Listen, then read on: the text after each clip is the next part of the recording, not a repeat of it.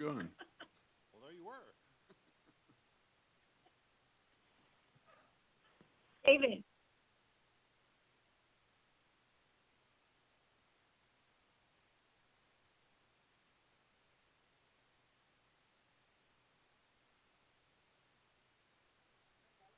It started.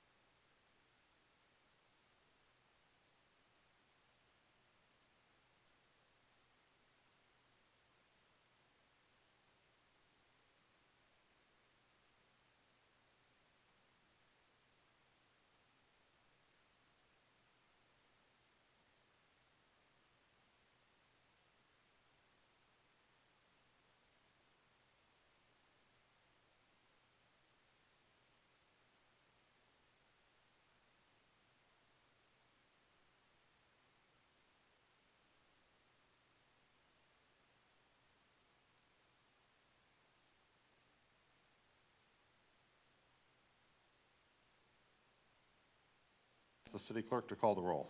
Councilmember McGarvey, Here. Councilmember Budge, Here. Councilmember Terry, Here. Vice Mayor Gatewood. Wow, did you forget my name? I didn't forget your Wow. name, but I don't see you with us here this evening in person. Here. Thank you. And Mayor Sander. Here. Okay, I think we are ready for the Metro Cable TV and Television announcement. If you could read that, Madam Clerk. The meeting of the Rancho Cordova City Council will be cablecast on Metro Cable 14, the local government affairs channel on the Comcast Consolidated Communications and AT&T UVerse cable systems. The meeting is closed captioned and webcast at www.sacmetrocable.tv. Today's meeting will air on Thursday, May 7th at 9 a.m. and Monday, May 11th at 6 p.m. A DVD copy is available for checkout from any library branch. A copy can also be ordered from the city clerk's department, and a webcast of this meeting will also be available on the city's website within 48 hours of adjournment of this meeting. Very good. We are going to now do a Pledge of Allegiance, and Chris Clark, if you would lead us in the pledge. The pledge will be followed by a moment of silence.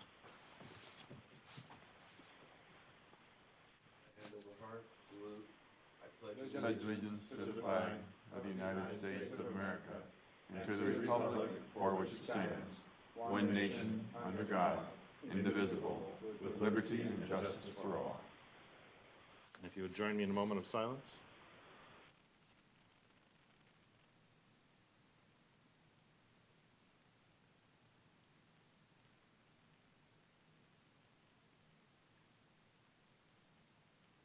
Okay, thank you very much.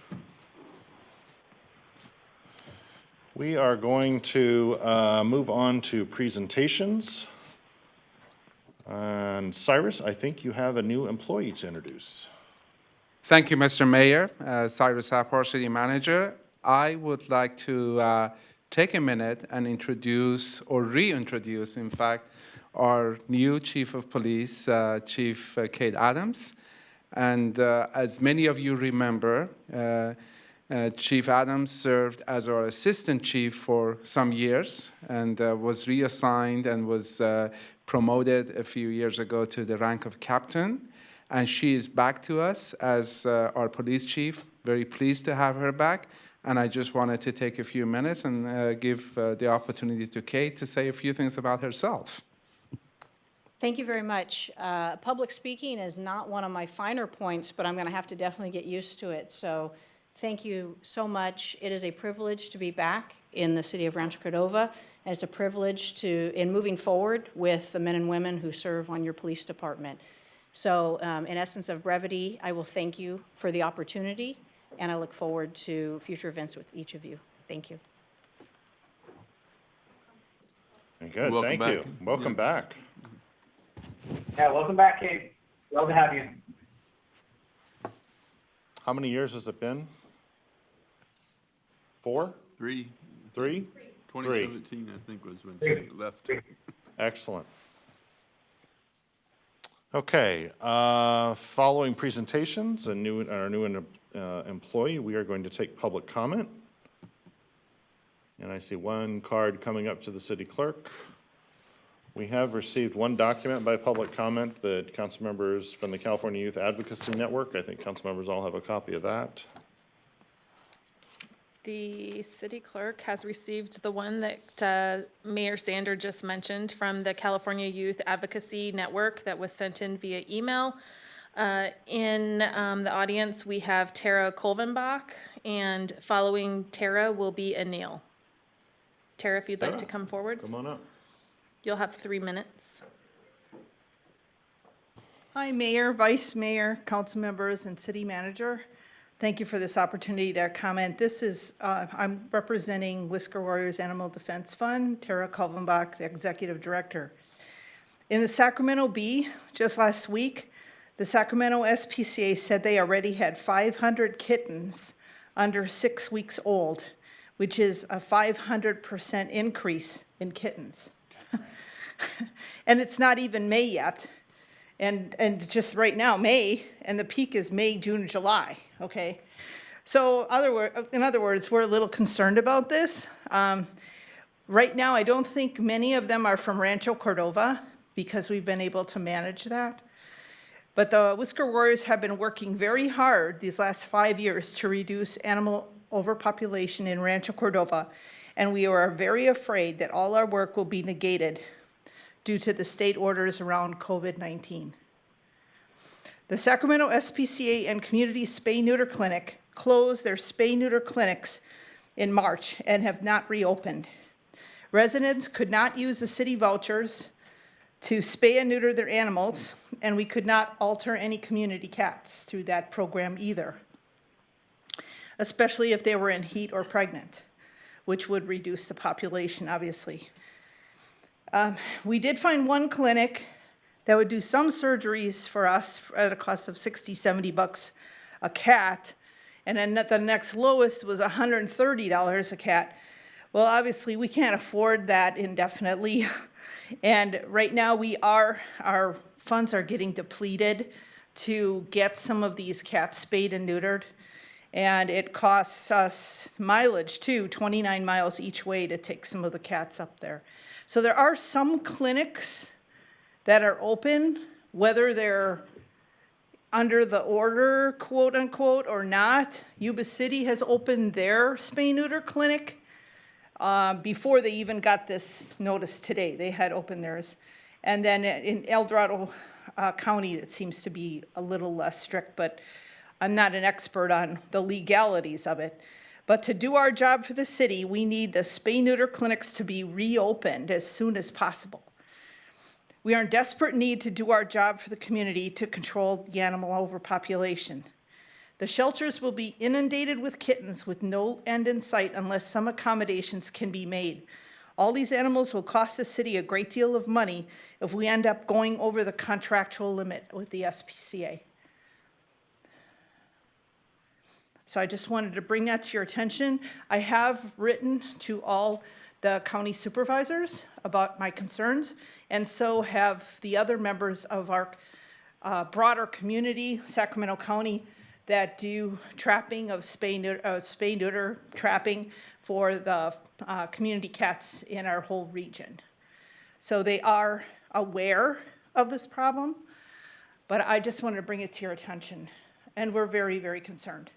Well, I think we probably need to add our voices to yours in that regard, so Okay, I'll have a conversation with our counterparts great, thank you so much. in the county. But it was a surprise to me, actually, that they totally shut down that operation, because it is, you know, a health-related issue for animals, and it could be done in a safe way. So it was very curious to me, as a virologist, why that decision was taken.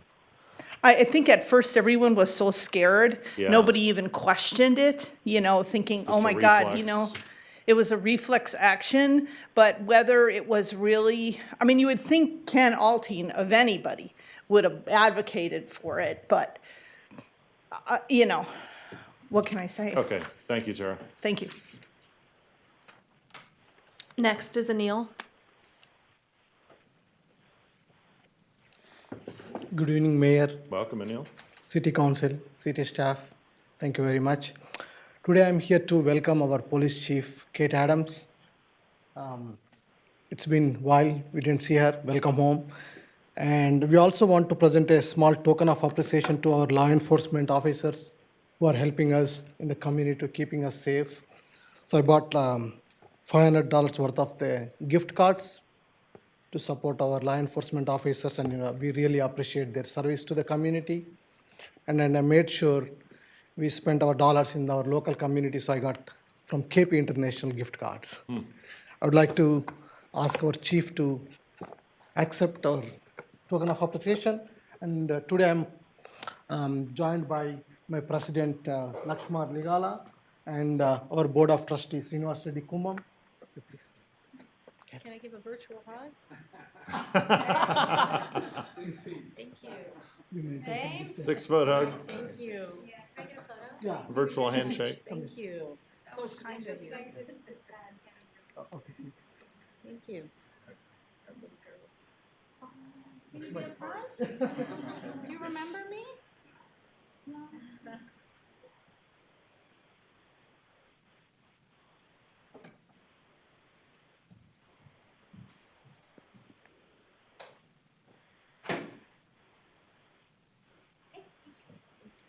Thank you. And on behalf of my Telangana Association, we also want to donate a $1,000 check to the Rancho Cordova School District. So I would like to ask Mr. Chris Clark to accept the donation.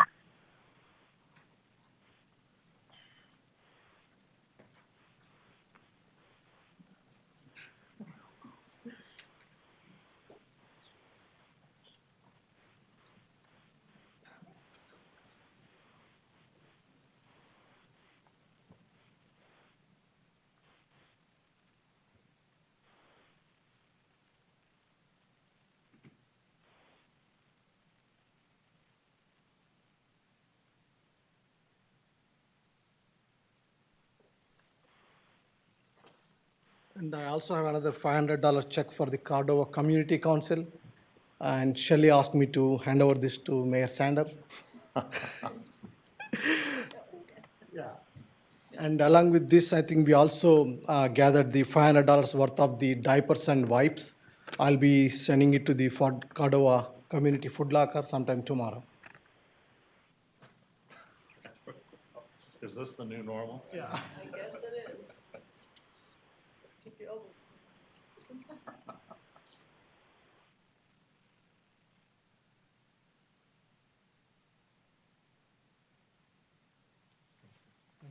Thank you, guys, thank you. Thank you, Neil, and all of you. It's great of you. Thank you very, very much.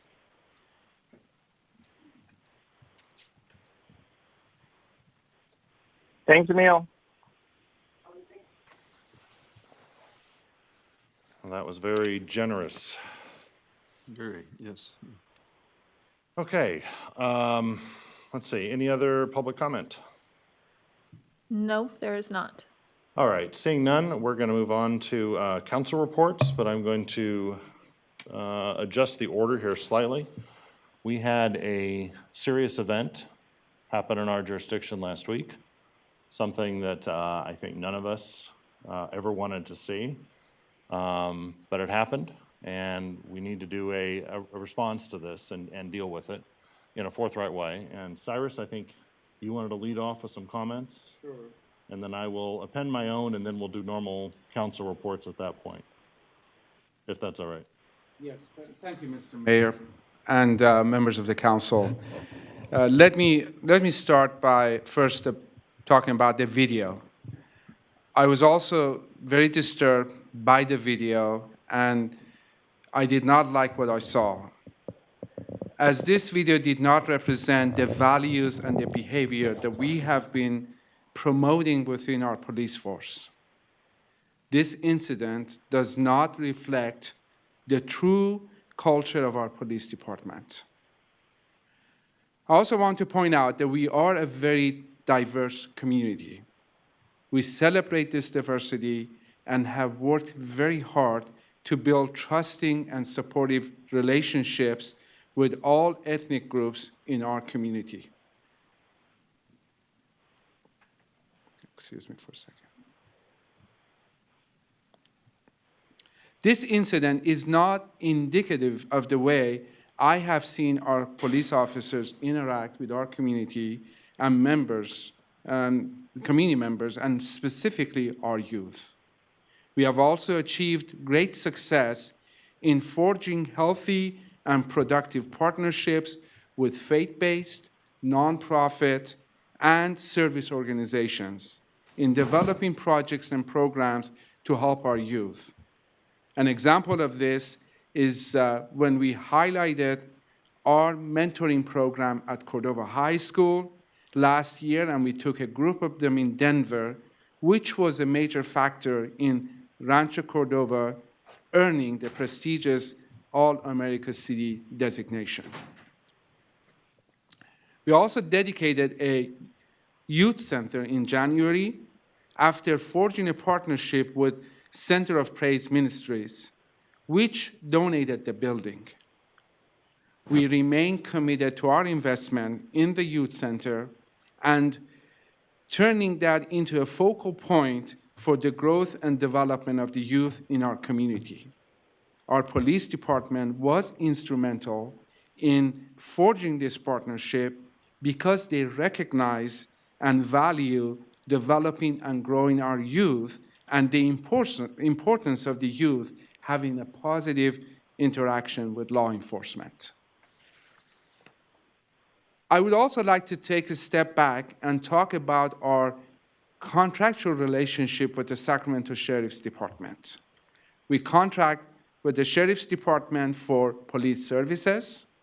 As part of our contract, the city has the ability to reassign officers serving in Rancho Cordova if their conduct is not consistent with city values and expectations.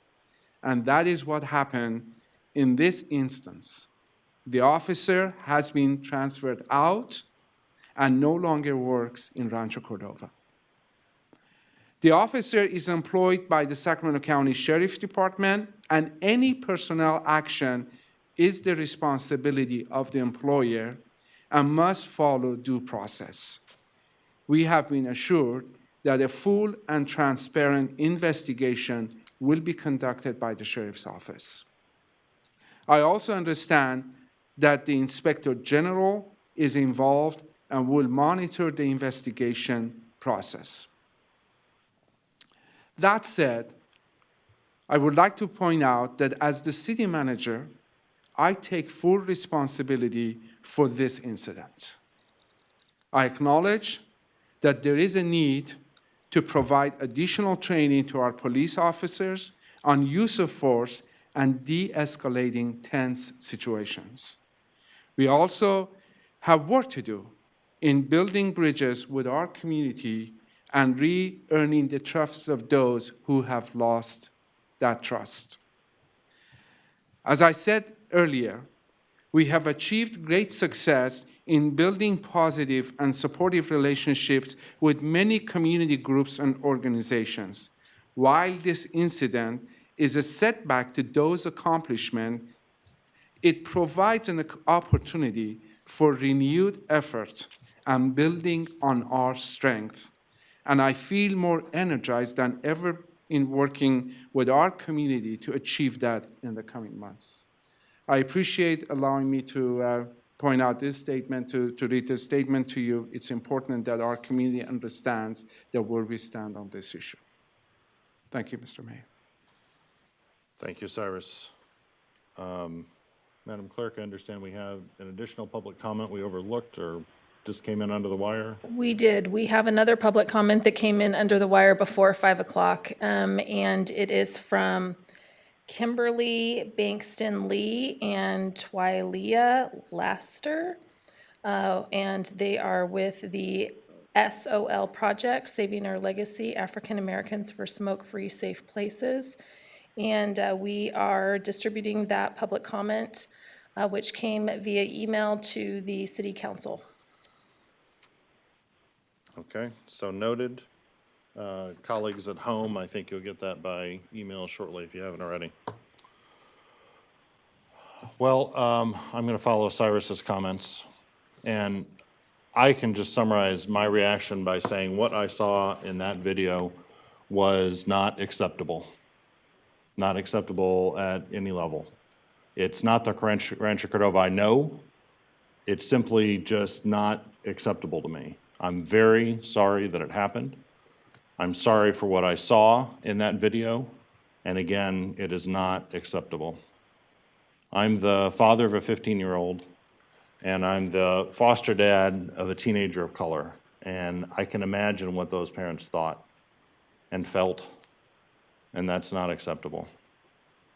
You've just heard about the process and the framework of where we are from Cyrus, our city manager, and I want to tell you a little bit about the critical context of Rancho Cordova and this event in Rancho Cordova. We are an incredibly diverse and caring community, and that 15 seconds on that video does not capture us in our entirety. Many people who've contacted me are contacting me about those 15 seconds. And I think it's really important to see the whole picture. To do that, I recommend reading the statement that came out from the Sacramento County Sheriff's Department, the Rancho Cordova Police Department. I recommend viewing the interview of our brand new police chief on this topic, and of also watching the Fox 40 interview with the impressive young man in this incident. I think this has caused a lot of soul searching in a lot of different quarters in this organization and in our community. And as part of my response, I've been talking to Rancho Cordovans, including our youth. So last week, by Zoom, I had an in-depth conversation with some kids from Cordova High School. These are kids who are in the Mentors at Cordova High program, the MOC program. And we asked some simple questions of each other. Can you imagine how this could have gone differently? How would you have handled it, depending on either role you were in? And thinking of that 15 seconds, have you ever done something you wish you could take back? The conclusion of that discussion with those kids, and that was an impressive discussion, were that we suspect both parties in this scenario wish they could have done things differently and probably wish we had a do-over. The other conclusion was, we're all human, we're all imperfect. Does that make it right? Absolutely not. But does it require us to grow? Yes, it does require us to grow as human beings and as an organization and as a city. So this is the Rancho Cordova I know. It's a caring community with a booming food bank, a caring community which seeks to help homeless veterans, not leave them for someone else to care about. A caring community with a dedication, in particular, to our diverse youth. I can think of Project 680, which was started by residents in Rancho Cordova, designed to help the homeless kids in our school district, homeless and needy kids in our school district, with their basic everyday supplies. I can think of Team 650, going back a little bit further, that specifically was encouraging kids in our schools to achieve high academic success. I can think of a multitude of local organizations, from Rotary to local churches to our own Cordova Community Council, who go the extra mile for our kids, for all of our kids. As a city, we've built new facilities, softball, Little League, for art, for science, and created new opportunities for all parts of our community, but we've really gone and done the extra effort for those most vulnerable in our community. We have a dozen or more funded programs by the city that seek to assist our diverse youth in education, health, and life choices. My point, this is a very caring community in Rancho Cordova. And as a key part of our community, our police officers are caring people who are out in the community going above and beyond. An example, Tracy Jacobs. She's our school resource officer at Cordova High School, and she greets hundreds of kids every morning with individualized handshakes. You sort of have to see it to believe it. But it is indicative of an approach we have towards our youth in Rancho Cordova. Our other SROs, Joe, Jason, and don't forget our canine Zoe, and their particular and special outreach to our kids. We could talk about the homeless youth outreach that we do in Rancho Cordova, or we could talk about our burgeoning PAL program, our Police Athletic League, our Activities League, with its focus on our most needy and vulnerable kids. Or the newly acquired Youth Center that's been mentioned, with its endless possibilities for our youth and PAL. My point again, we are a caring community, in particular about our youth and our diverse youth. So the path forward may not be the easiest, but we have to make it the best. We have to trust the process, and I know that's difficult for people. Goodness knows it's a challenge, but it's what we have to do. We must trust the process going forward. We can look at training, we can use de-escalation techniques, use of force techniques among our PD. We'll certainly examine that. And you know, in the end, we own this situation. We own it, we're responsible for it, and we're dealing with it.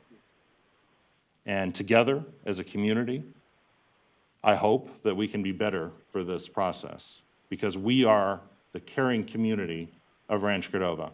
And this event doesn't change that, but it does offer us an opportunity to improve.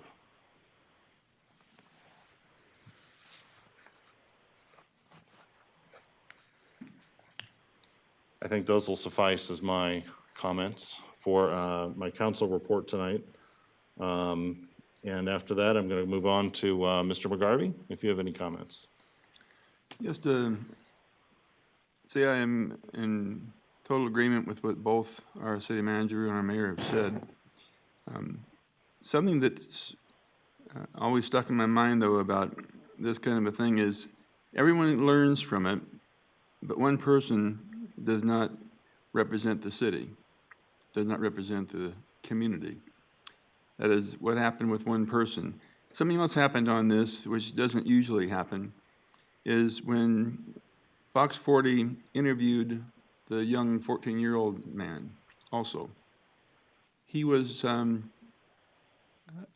it was quite different to see, you might say, both sides of the story, rather than just seeing one thing, because it was someone who was willing to agree that the police were wrong, but he was too. And that's something you do not hear. So I was so impressed with that young man that he was willing to just say, yeah, I know I did something wrong, the officer did something wrong, we both could do something different, better. And I was so glad to see that, because it was really impressive, I think, to see what he could do and what he did do and what he said. So I was so glad to see that. That just made it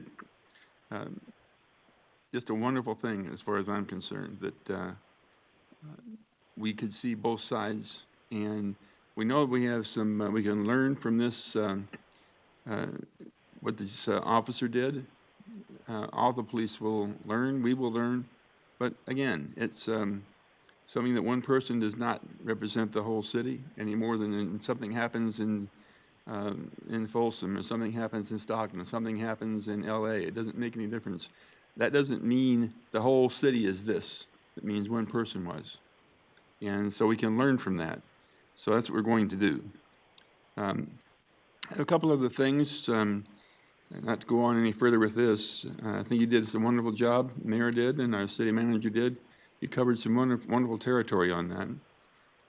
On a couple other things right now, I'm going to start with the other things with Happy Mother's Day to all the mothers in Rancho Cordova this coming Sunday. We'll be having Mother's Day. Our population in the city of Rancho Cordova has gone up some, and I'm very glad about that. It has gone up to what is now, according to the state, our population is 78,381. That's quite a bit more. If you look at that sign on the highway, it says 74,410, I believe. but this one is now 78,381. So we have a lot of people who think that Rancho Cordova is the place to be, and I'm very glad to hear that. And we, our wife and I are still teaching some of our grandkids. I have the 13-year-old, Terry has a 10-year-old, and our daughter is helping our 4.5-year-old granddaughter. It's quite interesting to see what's happening at home, and I'm sure it's what's happening in most homes. The only thing is, we can be there and do the work with them, and we can take care of it while our son and his wife work. I can't imagine how difficult it is for the parents who have to work and teach both. That's just everything in the world right now, literally in the world, has changed and is continuing to change. So I'll keep my fingers crossed for everyone else and say a prayer for us, because we need help too. I'm learning things too, by the way, from every day. Our 13-year-old grandson teaches me. So that's what I've got. Thank you. Very good. We'll go from Mr. McGarvey to Ms. Budge. Linda. Thank you, David. Bob, at that rate, you'll never get old. Learning is the key to staying young.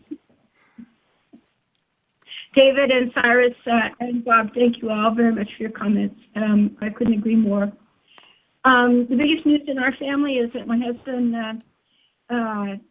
came successfully through surgery a week ago today, and surgery to relieve the spinal cord that was pinched in his neck, and so he's in the process of recovering. And I have to tell you, I don't have to deal with distance learning, but dealing with distance recovery is has its challenges. Not being able to be there and really do much of anything about it. I did have one virtual meeting.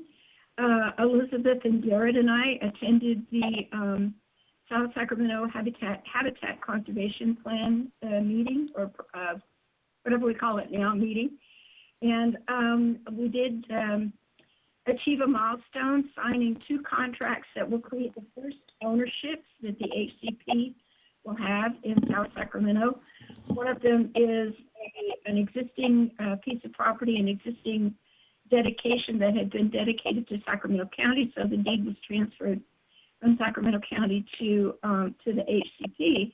And the other one is a significant portion of a very large ranch in the rural South County that ultimately will create an enormous conservation easement down there and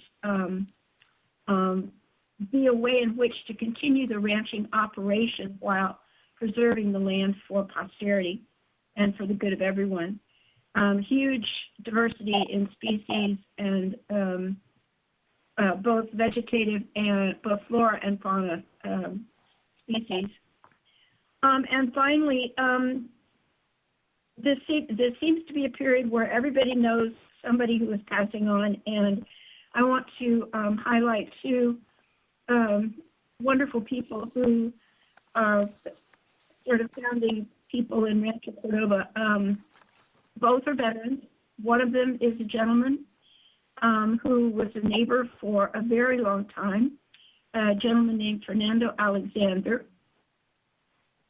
He came with the Air Force and actually was a POW in Vietnam. He'd spent 101 days as a POW, retired, and he and his wife were very active in a lot of different organizations here in Rancho Cordova. And then the other one, of course, is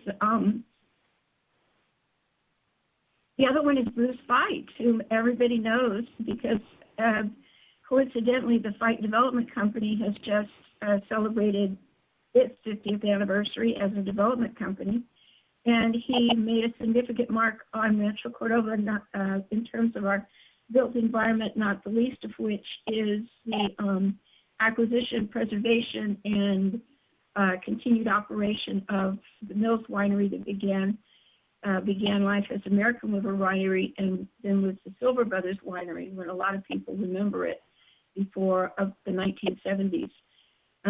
Brookside Restaurant is the legacy of that, and we all know many organizations and people who are located in the offices within the winery. So I would ask that we adjourn in honor of these two gentlemen tonight.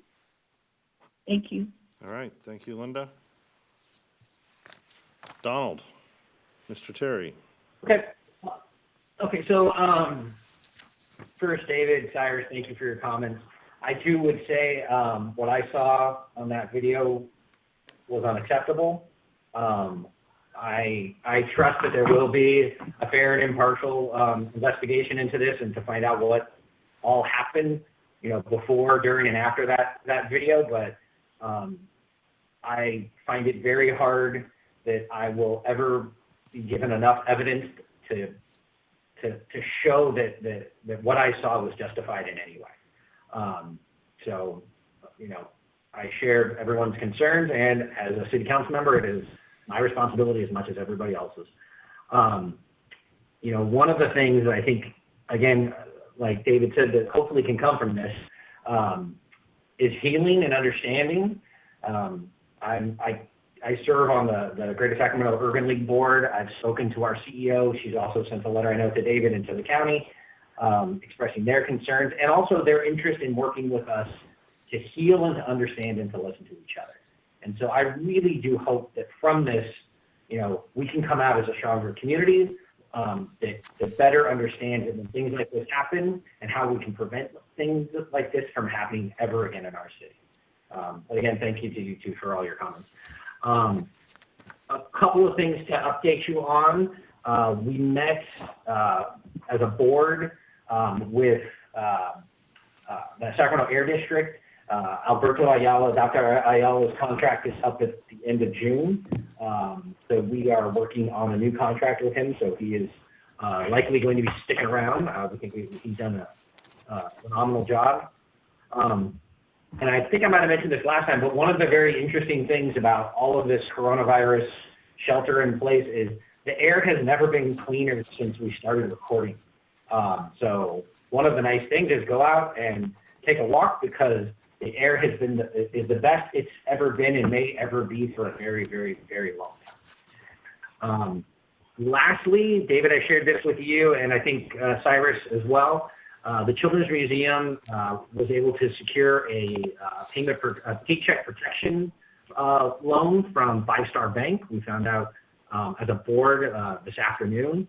So we will be rehiring the CEO and a handful of key staff at the Children's Museum. So you might actually see some people over there working again. What it means long-term for the museum, I don't think anyone knows.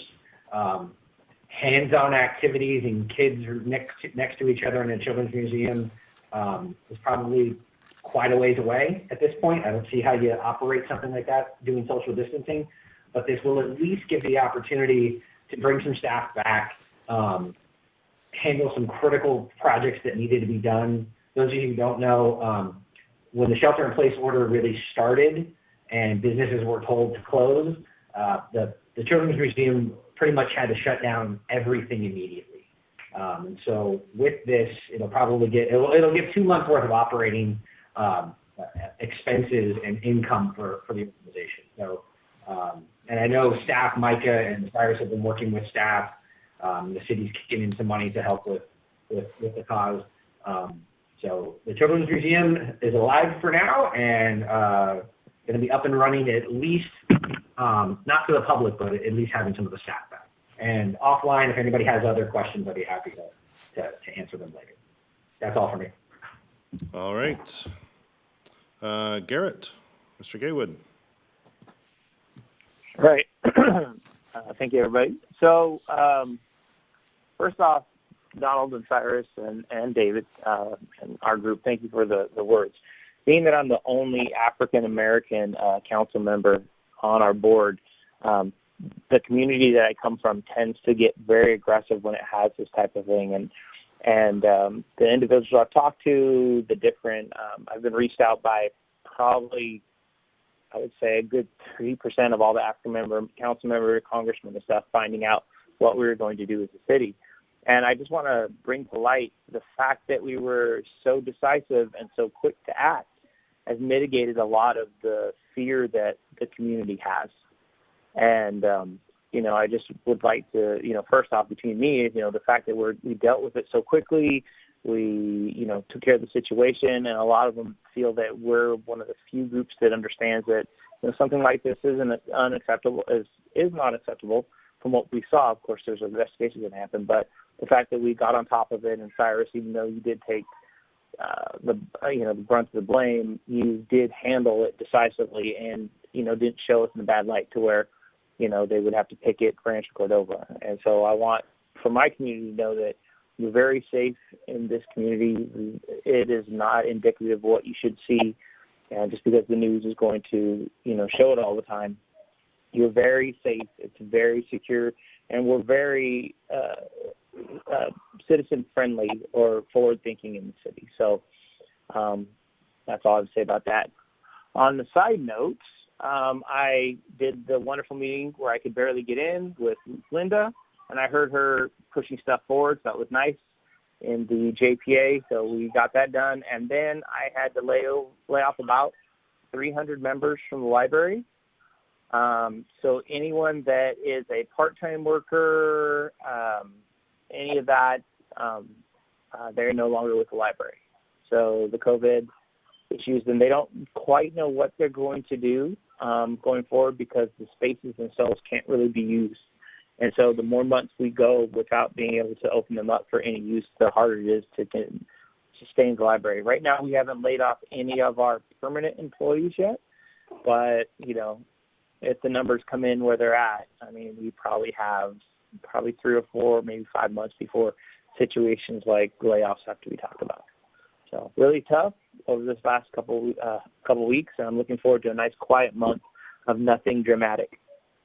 And that's all I have to say. All right, thank you, Garrett. Mr. City Manager, any additional reports? No, Mr. Mayor, that's all I have. Okay, thank you all for your comments on this trying situation we find ourselves in. Sort of a crisis for Rancho Cordova within a larger crisis for the country. I think it's very constructive comments that I heard here. Very constructive comments actually were received in public comment. So I thank you all for that and look forward to moving forward with you. And on the topic of moving forward, we are going to take up item number 9, our consent calendar items. Consent calendar items consist of matters deemed routine and non-controversial by staff. Unless a member of the council wishes to pull an item for individual consideration, all items will be approved by one motion.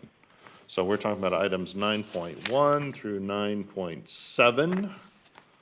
Any of those items to be pulled, or is there a motion for the entire consent calendar? So moved. Motion for Second. items 9.1 through 9.7 by McGarvey, second by Budge. Roll call, please. Councilmember McGarvey? Aye. Councilmember Budge? Yes. Councilmember Terry? Aye. Vice Mayor Gatewood? Hi. Mayor Sander? Aye. Thank you. That brings us to item number 10, consent public hearing items. There are no consent public hearing items on tonight's agenda, so we're moving on to item 11, public hearing items. If the city clerk would announce the subject, please. California North State University Dormitory Conditional Use Permit and Major Design Review Permit Project Number DD 9919. Okay, and staff report on this item. There you are, Darcy. We have heard about it before. Good evening, Mayor, members of the council, Darcy Gillard with the Planning Department. The applicant has requested that this item be continued to May 18th. They wanted to do some additional work on their site plan and preserve as many trees as possible. Very good. Do we need we had this discussion last time. Do we need a motion to continue? I actually need the motion to open the public hearing and then continue it to May 18th, Okay. please. I'm going to open the public hearing on this item. Are there any public comments? So I will move. Seeing none, close the public hearing. I'll move. Go ahead, Linda. Just for, actually, I think just technically, we want to keep the public hearing open, and then it'll be continued. Okay, I take back that rap of the gavel with a second rap of the gavel, a negative rap. So public hearing is continuing to the next meeting, and now Linda, if you have a motion. Yes, I will move that we continue this item to the 18th of May and keep the public hearing open. now Very that it's good. Unwrapped. Motion by Budge, is there a second? Second. Second by McGarvey. Roll call, please. Councilmember McGarvey? Aye. Councilmember Budge? Yes, Councilmember Terry?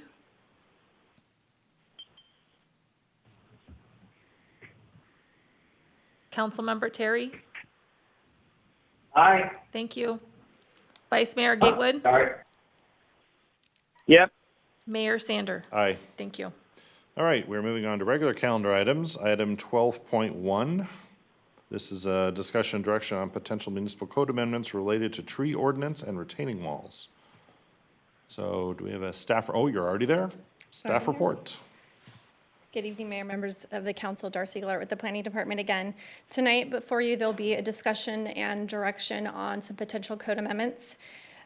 Those code amendments are related to, hold on a second here.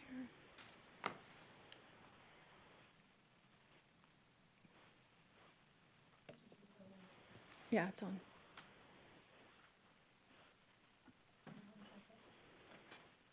I've got it on the small screen.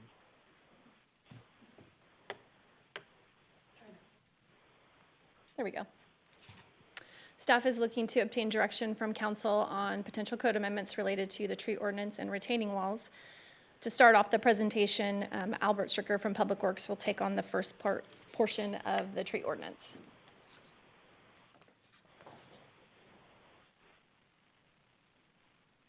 Thank you, Darcy, and good evening, Mayor Sander and council members. Albert Stricker with the Public Works Department.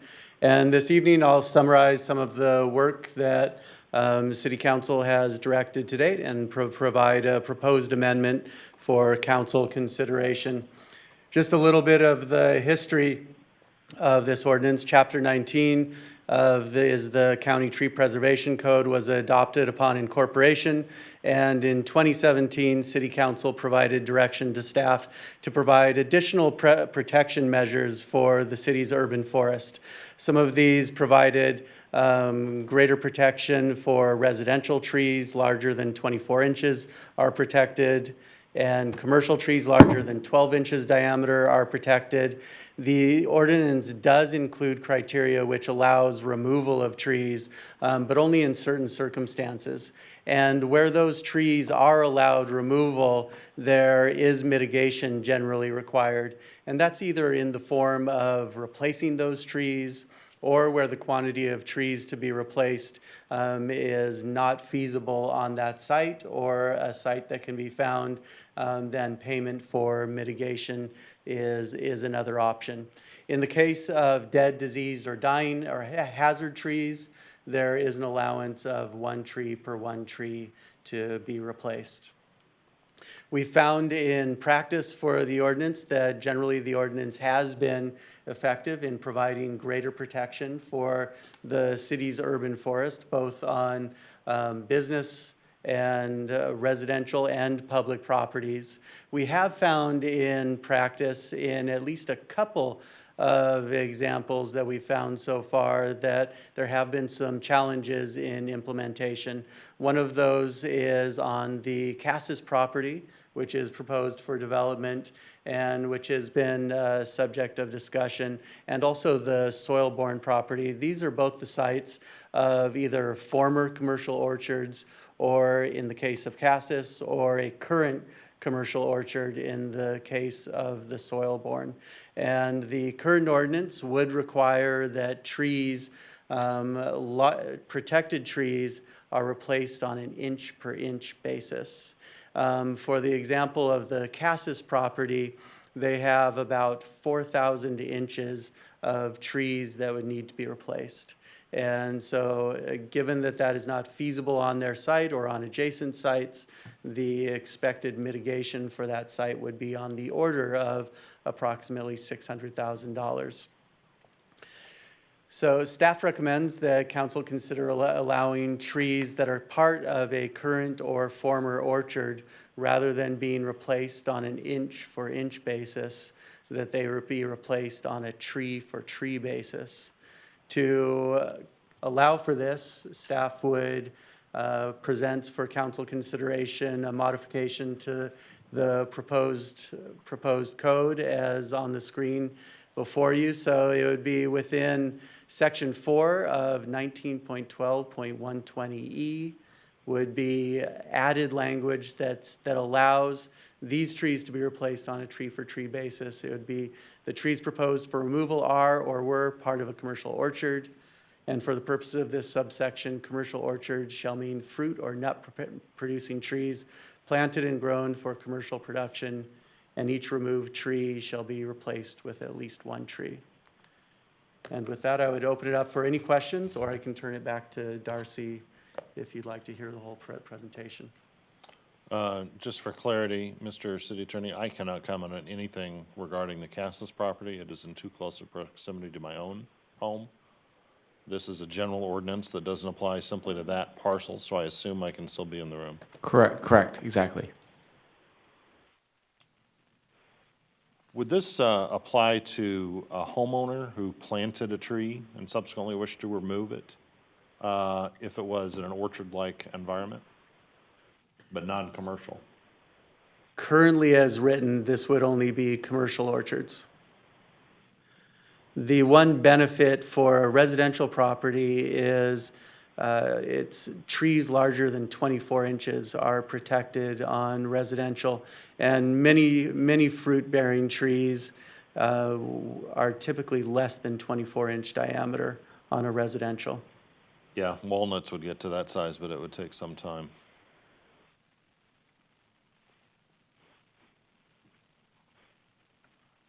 I think it's a shame we have so many trees that produce oranges and on, they are just left, and we miss all that. So it's good and bad to have fruit trees, but I'm glad that we have a plan on this for the Cassis property on the trees. Other council comments or question? I guess my only question about the soil-borne site, I mean, that's one that's owned by the county and it's a preserve. Like, it can't be developed for anything anyways, right? So I guess if they were going to try to remove those to, like, put more farm area in there, I mean, is that the reason that's included in some way? Albert, I'm just confused about the reference of that property at all. Currently, the ordinance still would still require that one removed tree be replaced with another tree. This is for the example, perhaps if Soilborn has an apricot tree and they decide to remove that and replace it with an apple tree, for instance. This would allow them to do that without either requiring them to pay mitigation or plant additional trees that they may or may not have room for. Okay, so they have to replace it with another, like, fruiting tree of some sort. So they can't rip it out and say, we're going to do alfalfa. If they did that, then they'd have to pay a fine or a fee? As currently written, they would either have to replace it with one tree or they would have to pay mitigation. Interesting. Okay, so that's why. All right, makes sense. Okay, so I do have questions. Let's talk about Soilborn for a minute. Number one, as Donald points out, everything Soilborn owns is in the American River Parkway. They don't even know. And you all wouldn't know, but in to the east of Hagen Park, up until I'm thinking about 1985, that was an orchard.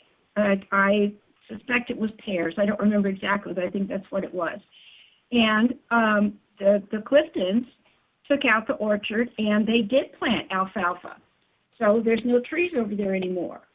But the thing is, I mean, number one, Soilborn doesn't have an awful lot of trees left over there. If you think about the area around the farm, they've got their, kind of their domestic orchard trees, but they don't have.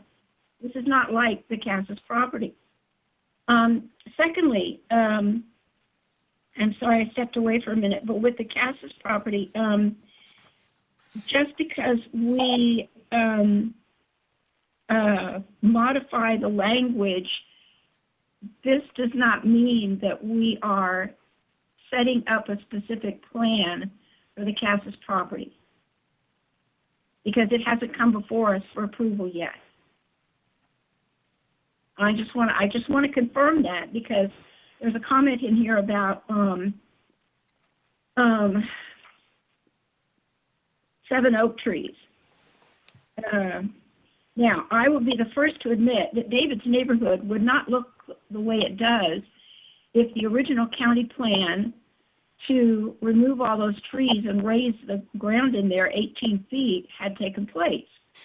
What makes David's neighborhood is all those perfectly gorgeous heritage walnut trees. And heritage we normally reserve for oaks, but those are heritage trees. And so one would assume that the Cassises will bring forward the standard arborist report, and it will talk about the trees, and it will justify why they want to remove these trees, aside from constructing houses. And if you think about the neighborhood north of Coloma, east of the Church of Christ, and in there where it's Green Orchard Lane and some other lanes like that, those houses, that neighborhood was developed specifically to retain the apple orchard that was in there. They're all patio houses. They were all on 0 lot line, which allowed the builder and their engineers and architects to design a yard that preserved as many of the apple trees as possible on each individual homeowner's property. And, of course, here we are 30 years later, 40 years later, and it's probable that not many of those trees are left, but there is a lot you can do without just walking in and clear-cutting everything. So I just want to make sure that we all realize that changing this to help ease a potential burden doesn't necessarily mean that we are approving clear-cutting anything. Thank you. Thank you, Linda. Other comments or questions? Okay, I think that's pretty good direction on that point. We also have retaining walls, right? We do. So the current issue that we've come across is that our code is a little limiting when we're talking about retaining walls with a fence on top. So the current language is a maximum 3-foot retaining wall with a 7-foot fence on top. In particular, what we're talking about are interior sides and rear property lines. We don't often see these on corner lots in residential neighborhoods, so it's more the interior lots. But if you want to have a retaining wall above 3 feet with a fence on top, you have to have a horizontal plane or distance between the new retaining wall and that additional retaining wall and fence. So we're talking about a 3-foot separation. The issue that arises in this is that when we have lots that we see that are a little bit smaller, already 7 lots, maybe already 10 lots, is you start to decrease that rear yard usable space. So if there's a lot of grade and earthwork that they need to retain, if you can imagine every 3 feet having to step in and provide a retaining wall. So slowly you start to eat away at that backyard. So what these 2 images on the screen show you, these are just examples of tiered retaining walls. The one on the right shows you can't see the retaining wall underneath the wooden fence, but you can see it's actually stepped in and then they have another retaining wall. So these are just examples of that tiered approach. Darcy, is that 3 feet on, oops, never mind, you're about to answer it. 3 feet on either side or on one side? It's 3 feet on either side. So generally that retaining wall is going to be placed. Are you asking about the tiering? Yeah. The tiering would happen on the side that they're trying to retain the earth on. Mm-hmm. Okay, I think your next image is going to... So the next slide probably explains it a little bit more. So you can see on the right-hand side, all the way to the right, it would be the back of the house. So if you have typically a 20-foot rear yard setback, what you're seeing is, in this example, a 6-foot retaining wall with a 6-foot fence on top. So the neighbor to the left, maybe they're only going to see that 6-foot wooden fence, but the neighbor on the right is going to see that 6-foot retaining wall with that 6-foot fence on top. And then you step it in 3 feet and you retain some additional soil, so add another 3 feet. So you're not showing the ground level on the left here, but it would be at the base of the fence. Correct, correct. So in this case, you've got a significant elevation between those two lots. So generally what we do when we're looking at changing standards is we take a look at our regional standards and what other folks in the area do. We don't have a ton of topography and grade change here, but we do have some. And generally what our developers do is they do look at minimizing the amount of retaining walls that they have to use. For economic purposes, it's just more feasible to be able to grade and move dirt around than it is to bring retaining walls in. So what we did find is that there are some jurisdictions where there's a greater topography. They're addressing it through grading permit review process. The only concern staff has with this in terms of leaving it up to the grading permit is that it just leaves it up for interpretation. There isn't any guidance or set standards. The next thing that we found is addressing it through another discretionary permit process like a design review. In staff's opinion, that just adds another layer of review and cost that isn't necessary. An additional standard that we found was no limitations specifically on residential subdivisions for interior property lines. Kind of similar to number one, it doesn't really set limits. Maybe you look at that through a grading permit, but we did find a few places that when we're talking about strictly residential, they don't set limits. So the fourth example that we found was just allowing a taller retaining wall with a fence on top and then incorporating that horizontal separation between the two plain areas. So that's a standard that staff is a little more preferable for staff. What we did find was some examples between 5 and 6 feet of a retaining wall with that 7-foot fence on top. While it does seem like it would be rather tall, keeping in mind that your fence is from that finished grade, so on one side you're going to see less than you will on the other. So that would be the suggested amendment. We don't have fine-tuned language to bring you tonight. We would still recommend requiring that 3-foot horizontal separation if we have a retaining wall that goes over a 5 or a 6 foot with a fence on top. There are other standards in the code when we're talking just strictly a retaining wall without a fence on top. That is looked at differently, and that can go up to 8 feet through director approval.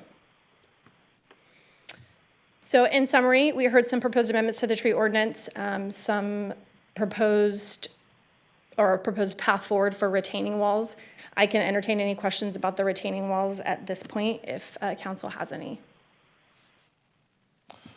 I have a couple questions. Go ahead, Linda. Yes. Thank you, David. Okay, so the two pictures that you showed are obviously not Rancho Cordova. Correct. Okay. Now,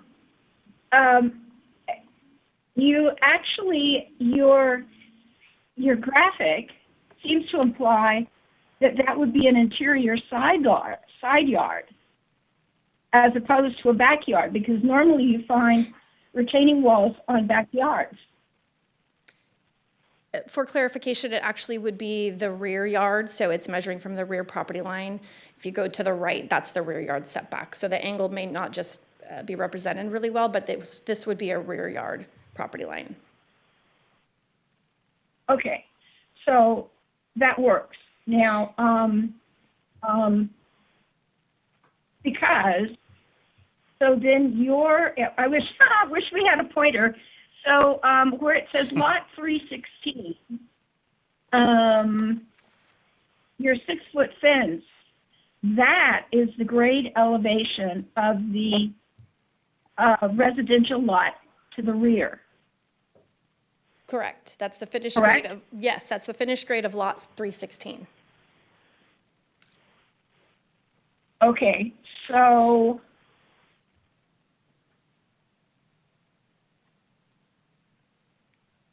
You'd be in this So scenario. You'd be why- looking. Go ahead. So why do you need the 6-foot-high retaining wall on the lot line? Because there's a 6-foot grade change between lot 316 and lot 249. So they're Okay. retaining 6 feet of earthwork underneath that 6-foot wooden fence. So your finished grade for the two lots is significantly different in this scenario.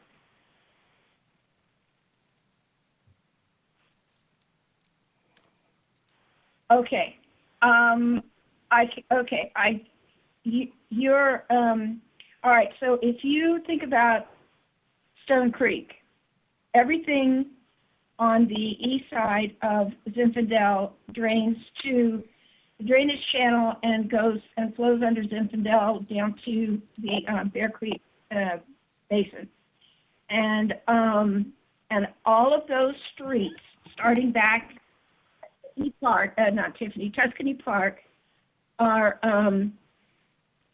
each street is about 3 to 4 feet lower. It's going west. Each street is 3 to 4 feet lower than the street to the east. So almost all of us had some grade elevation difference between our lots and the lot to the east. But when we did our retaining wall, there was no need to build a wall on the lot line because we were just up against dirt. So if you think about what we've got coming, Woodside right now seems to be the only place where there's the Woodside that's under construction right now seems to be the only place where there's actually a significant grade elevation difference. I mean, it's like when you drive out there, it's like, oh my word, all of a sudden we've got some terrain in town, something that's not flat as a board. And we assume that there's going to be some terrain out in Rio de Oro, simply because it's impractical to think that Elliott would be able to scrape everything off flat, given the current state of the ground. So, what I'm expressing concern about is the fact that the people on the left side of this graphic should not end up with an 8 or 10 or 12 foot wall on their side of the lot line. That's actually kind of a failure of the diagram. There should be a ground level shown on that lot 316. It should be at the base of the fence, and I don't have a pointer, but if you see where it says 6-foot-high retaining wall on lot line, has an arrow pointing at the fence. So their ground level is somewhere at the base of that fence. So all they're then that makes it. All they're seeing is the 7-foot fence. No, it makes it a 9-foot fence, David, according to this graphic. If the property line if the elevation line of their lot is not up there, the dash line where it says P equals 142.8, if that's not their ground elevation, then basically you've got a 6-foot fence, which is described here, then with the tiered walls 3 feet high per current ordinance, which is the next 3 feet down. They'd have a 9-foot fence. You're talking about from the back of the shown house. Yes, they've got an enormous wall they're looking at. That is correct. The lot on the right would see the 6-foot retaining wall and the 6-foot fence. The finished grade elevation for the lot on the left, lot 316, is that dashed line where it says P equals 142. So somebody will see a much taller fence because they're going to see the retaining wall and they're going to have a fence. Okay, but if the people on the right-hand side of this graphic are the ones who design it and build it, then that works because that intervening 3 feet between the lower tier of their retaining wall and the elevation of the house behind them is landscaped. So that's all right, because, you know, they designed it to be that way. And your picture on the left in your illustrations illustrates that. If you go to your one slide before that, see this picture on the left, that's just fine. Because they've got the 3 tiers, and then in effect that's probably about a 12-foot tall fence, or at least a 10-foot tall fence. But that's okay, because they designed it attractively with the tiers and the landscaping. It's the person behind that fence, on the other side of the fence that we can't see, that where I am concerned that we not set them up for a 9 or 12-foot fence, because the people whose green grass backyard we're looking at built what we're seeing, if you get my point. So maybe, I mean, this is where the devil is in the details. So if you all figure out how to write an amendment that prevents that, that would be a good idea.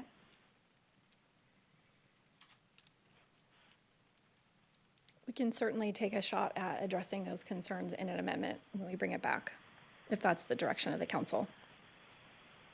Well, correct me if I'm wrong, wouldn't you only be doing these types of walls, like on a levee or something? Like, I'm imagining the back half of Stone Creek that backs up to the levee, to the canal, where you have, from where the house level is and the backyard level, you're going, I mean, the top of the levee's, what, 20, 30 feet above the house? And so you're going to put a fence up higher. Yeah. But you're not building a 15-foot fence that the neighbor behind them isn't going to see. This Donald, is usually, yeah, actually, Donald, it doesn't matter in that stretch along Ocelot, because they have the bike trail behind them, so their house is back up to the levee. but it's going to be things like that, or Sun River, or other places where you're going to build, where your fence line might be higher than where your house is, right? Like in this case, the one that we're looking at on the left, you know, you're going to build that out of function, not because you wanted to, right? Yeah. I mean, is that what we're getting at? Because I guess I was struggling at first to figure out what are we trying to fix here. I mean, out of function and out of need, you would build, you know, a tiered wall like that, right? Like you wouldn't. I mean, that's thousands of dollars to build that. You wouldn't do that unless you had to. You're not going to just go and say, I want an 18-foot tall fence, which is what. If I'm adding that up, that's 9 feet plus 7. That's a 16-foot high fence on the left-hand side. You're only going to do that if you have a bunch of earth behind you. Darcy, you have an answer for that? I do. It is out of necessity. So what we are seeing, for example, in Rio del Oro, is they have looked at their grading plan and have moved things around as much as they possibly can. But there are areas where they need retaining walls that are above the 3 feet in height with a fence on top. So we do have areas where it's 5 to 6 feet and up to 8 feet in some areas along the rear property lines. So it's out of necessity, which is why we're bringing this to you tonight, because they have some areas where they will need a retaining wall that's taller than what we allow, and then to step it in every 3 feet, it starts to eat at the backyard. Yeah, no, I would be all for giving them the flexibility that they need, so long as our engineering department is comfortable with, you know, whatever they decide to build is stable enough to work. So I get it, but yeah, I mean, if they need to do something different than that, I think that's fine. From an aesthetic standpoint, because yeah, I mean, depending on how high it is, you know, you could lose an entire yard and maybe half of a lot by doing it the way it's shown on the left. So long as they can do it and it's not going to fall over, let them do it. Any other comments?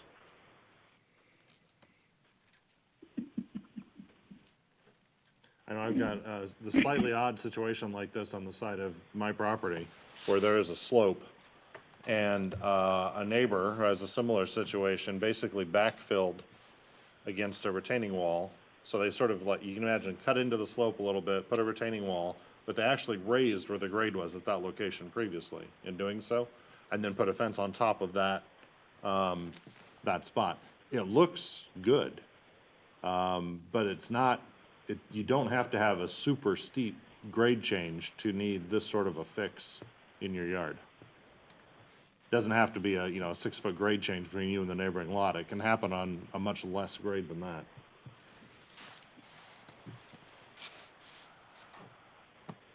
And I agree, ours was about 3.5 feet. Yeah. Sometimes it's just a slope and you sort of, chop it off, backfill a little bit, and then you've got there's a 3-foot retaining wall with a fence on top of it. So you were thinking mainly it's about Rio Doloro on this because you have the slopes in there that need that? Correct. That's where the most recent issue has come up, but I do see that this is going to happen on other projects that we're currently processing. Cassis, the Preserve Project, the Ranch Project, they're all going to have these issues with the retaining wall height as they come forward with their grading plans. Okay, thank you. Can I just say too, I mean, the fact that, we have very few places where we have hills in this city, very, very few. We are not blessed with, the topography of El Dorado Hills and some other places that we may, like to see some of those designs. Being flexible with our developers, like other jurisdictions are doing when it comes to this kind of thing, how nice is it that we actually have a couple of developments with topography and are going to have some hills and some, some grade changes. If you come out to my neighborhood, we're about as flat as you can get. So how exciting that, we can have some projects that actually have to have this. I agree.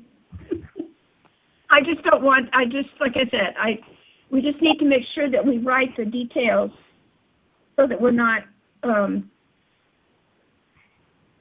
giving somebody a view that deprives them of sunshine and sunsets.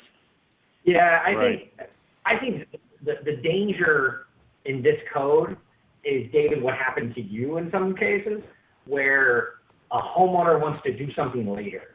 I think in master plan design, developers don't want to be building 20-foot high fences unless they absolutely have to. And I think that if, we can trust them to come up with something that is aesthetically pleasing. I think that the danger in this is, David, to your point, somebody that decides that I don't want that much of a grade in my yard, therefore I'm going to build a huge fence so I can have more of a yard, and I'm going to build just one retaining wall. So I get it, but I'm far less concerned about our developer partners, abusing this in a master plan situation. Well, yeah, in our neighborhood's case, it was a reasonable solution to the problem. A little bit creative, I thought.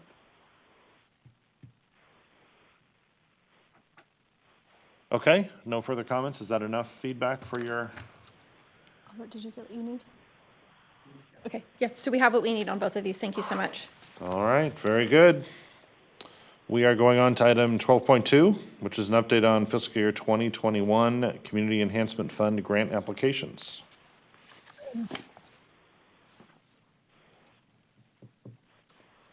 And We are going to bring up Stacy Delaney via Casey Zoom. Delaney. Oh, she's coming in by And Zoom. All right. She is. She's going to and zoom in. Daniel also will be joining us.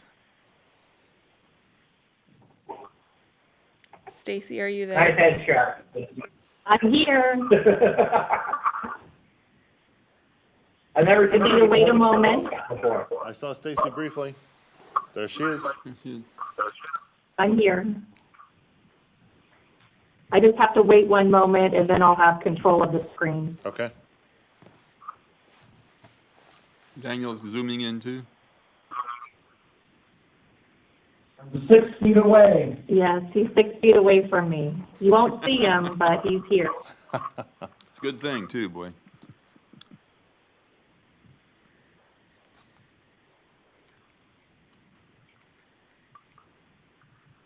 Okay, I can see the screen. Can everybody else see it now? Yep. Great. Yes. So thank you all for having me remotely. And tonight we are going to be talking about the Community Enhancement Fund and specifically the fiscal year 2021 budget that's quickly approaching.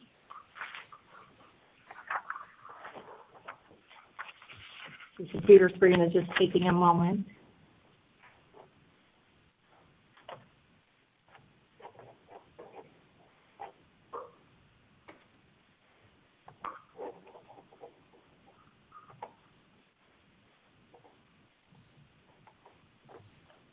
There it went.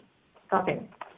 So the update tonight is going to be on specifically an overview of the Community Enhancement Fund, which will include a budget update. That will be followed by a breakdown of the proposed department initiatives as well as the legacy fund. And then we'll end tonight with a high-level update on the grant applications that we've received and what those next steps look like to budget adoption. At least for me, it's hard to believe that it's already been 6 years that we've accepted community grant applications from interested parties. You may remember that our first year of accepting grant applications was back in 2015, and that was shortly after the half-cent sales tax went into effect. The revenues that are forecasted are on the screen. When we adopted the fiscal year 2019-20 budget, that was based on $8.2 million in expected revenue. And since the COVID-19 pandemic, we are anticipating an impact to municipal budgets, which also includes the Community Enhancement Fund revenues in both fiscal year 19-20 as well as in fiscal year 2021. And the latest sales tax estimates show that the fiscal year's budget this year will be approximately $7.8 million as opposed to $8.2, and that next fiscal year's budget will be closer to $7.2 million as opposed to $8.7. And the slide on the screen shows you a pie chart of the community priorities and how the budget was allocated in fiscal year 19-20. And as you may recall, when I presented back in January, these estimated, or these breakdowns were very similar to what we adopted in fiscal year 18-19. The largest percentage change was actually in the legacy fund section, but otherwise in fiscal year 19-20, the breakdown was basically within 1% of what we had done in fiscal year 18-19. So again, this is just the budget shown in pie chart form for the fiscal year 19-20 adopted budget. What's now on the screen is an estimate of the key community priorities for fiscal year 2021. You'll notice if you compared this to the prior screen, the major change on this is that the public safety percentage increase is greater than what it had been, and that the legacy fund percent is actually lower. All the other allocations shown are basically in line with what they were in fiscal year 19-20. Now, this is just one way to look at the estimated budget. Another way might be, if we want to talk about the proposed budget, would be to take a across-the-board reduction in all categories based upon the same percentage decrease. But as we go through this, I'll be looking for feedback from you if that's the direction you would like us to take before we come back on May 12th. But again, this is just estimated allocations by those key community priorities, and we're going to step through what each one of these budgets look like in more detail over the next couple of slides.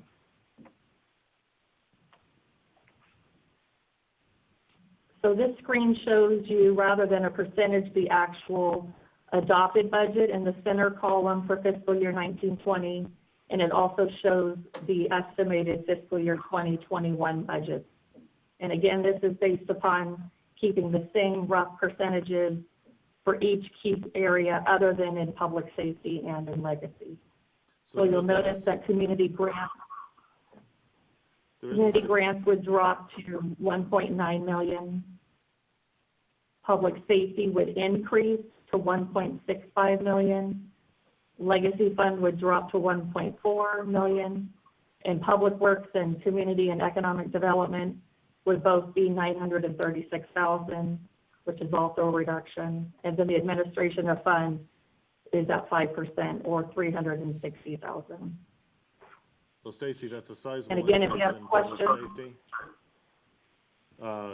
Greater than 10%.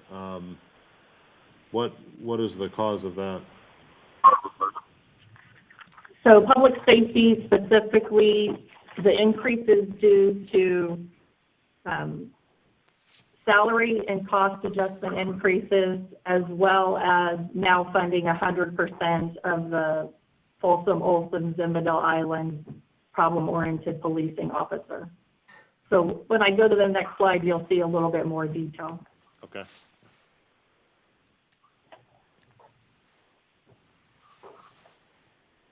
So again, the public safety proposed projects are based upon retaining essentially the status quo in projects and programs.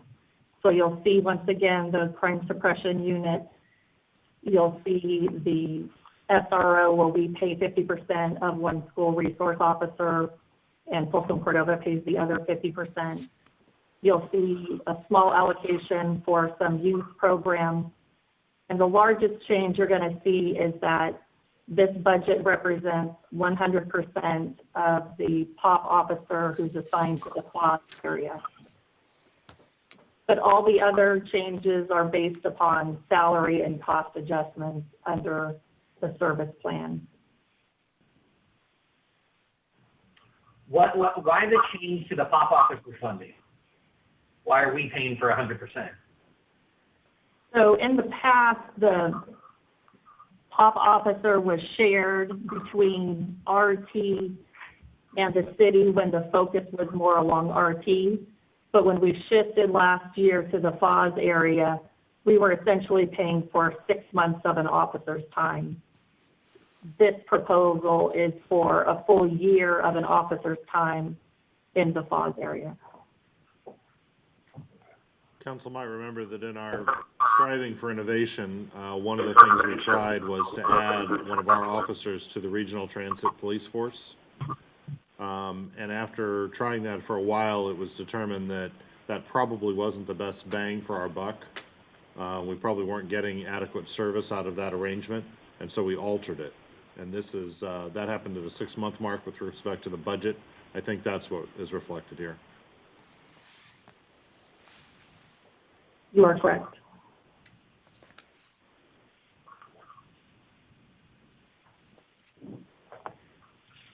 Any other questions regarding the proposed PD budget? We can also revisit once we look at all the other departments if you have questions.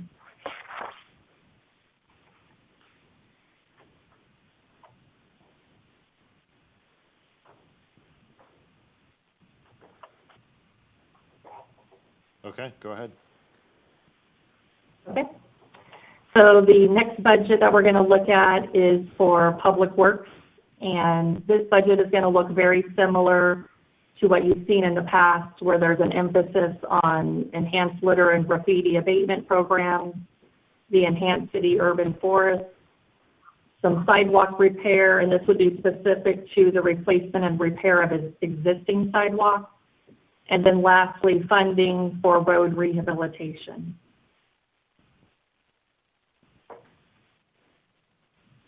It hasn't changed any, really, has it? I mean, we have a certain amount from our general fund for these, for the road rehabilitation and the sidewalk repair and all that.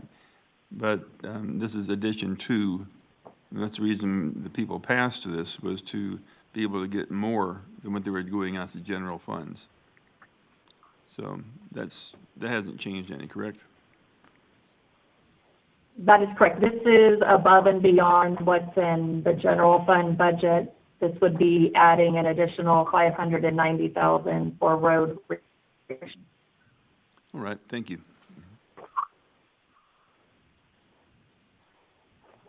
And the next slide that's on the screen shows the breakdown for community and economic development programs in fiscal year 2021. Again, these are many of the same positive programs that we've put in place in the past, including economic development incentives, neighborhood services. The computer is doing all sorts of fun things. That's me, I'm not even Stacy, touching sorry. it.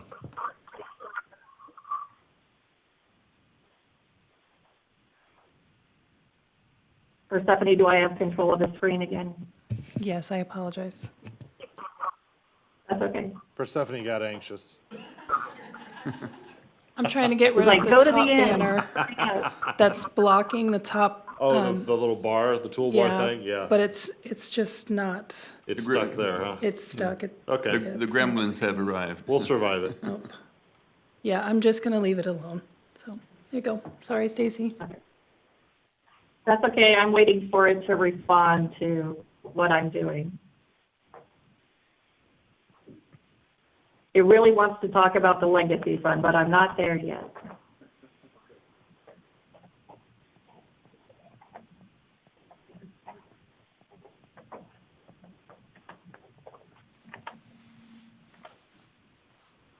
Uh-huh. All right, I think we are back to where we were. Okay.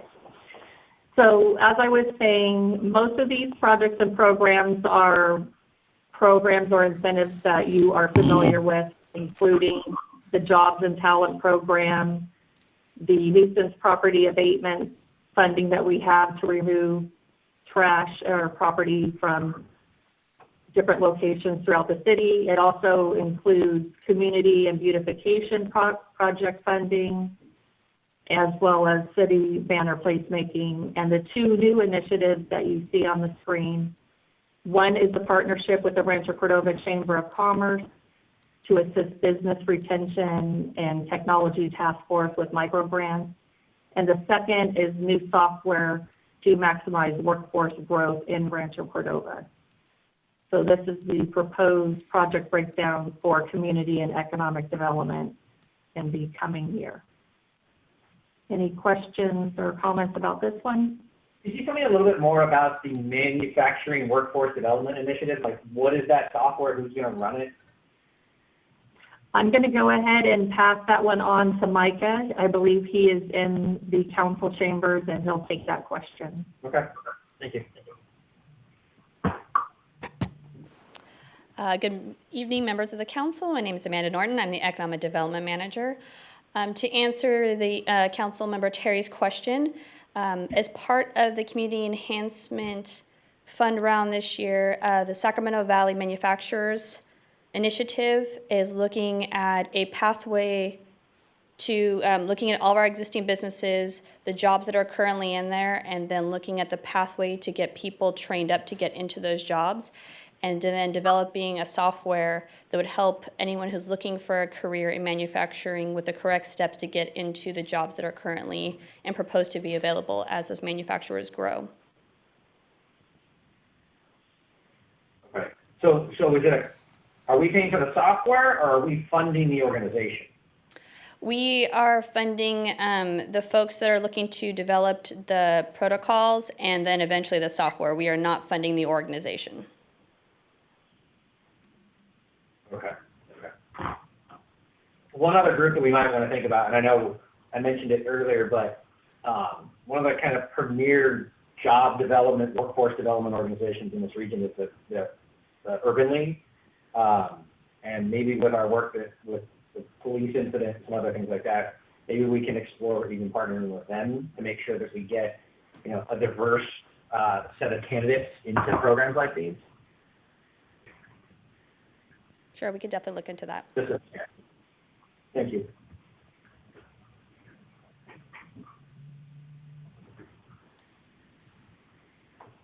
Any other questions or comments before we move forward? Go ahead. I think we're good.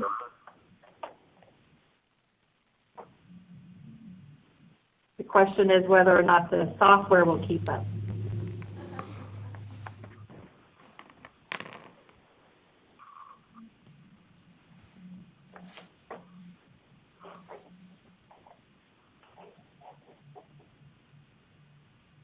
Persephone, you may have to advance the slide because it's not responding to me. You should be good to go now.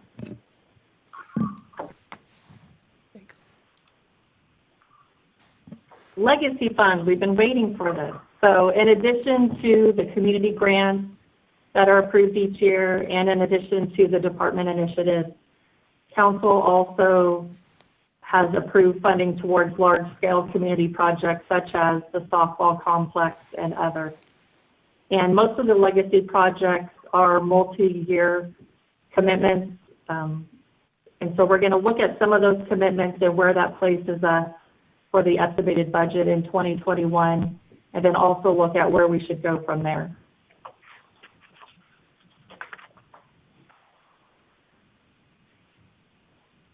So you may recall that we went to council back in January, and that's when we last spoke about the legacy fund.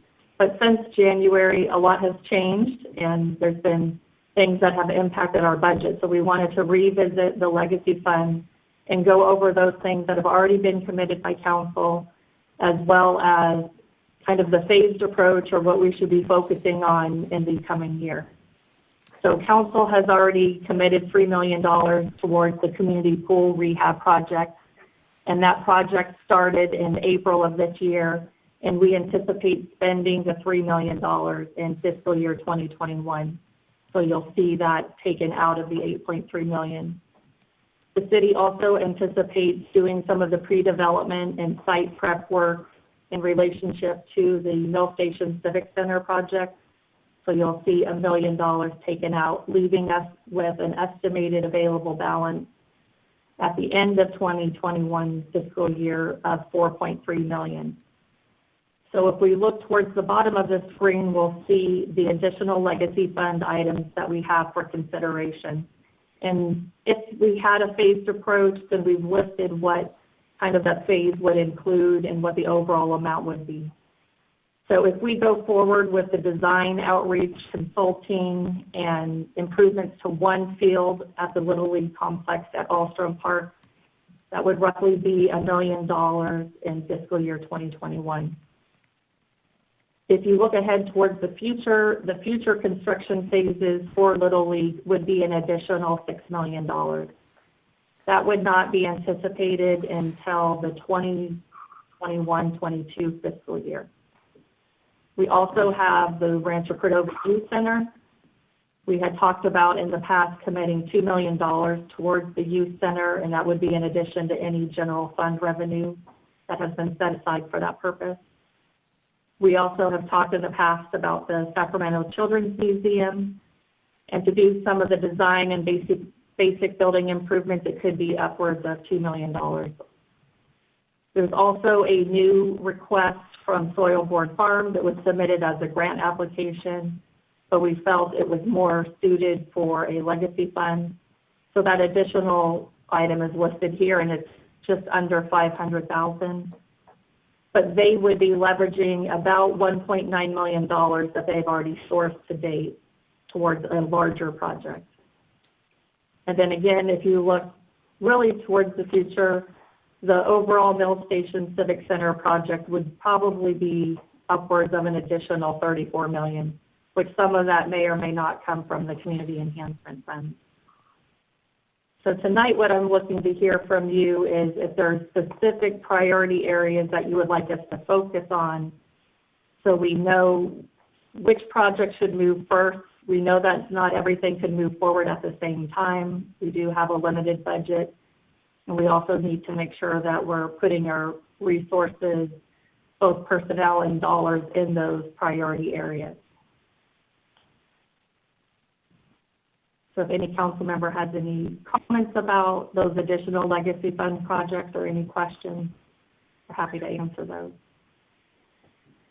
No question really, but the $3 million for the community pool and then the $1 million for the Civic Center, I think that's something that's going to be way into the future, and I think that's something we have to go ahead and do. We cannot just decide we're going to take that away, because whenever the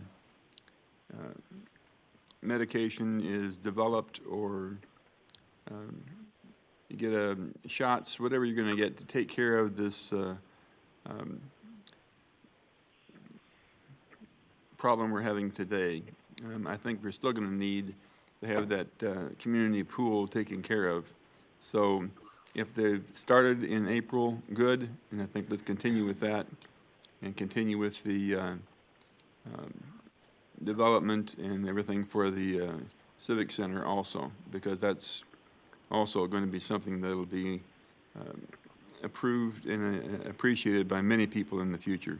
So those two are the only things I can think of. The others I'm just looking at, and which one to do first, I don't really know.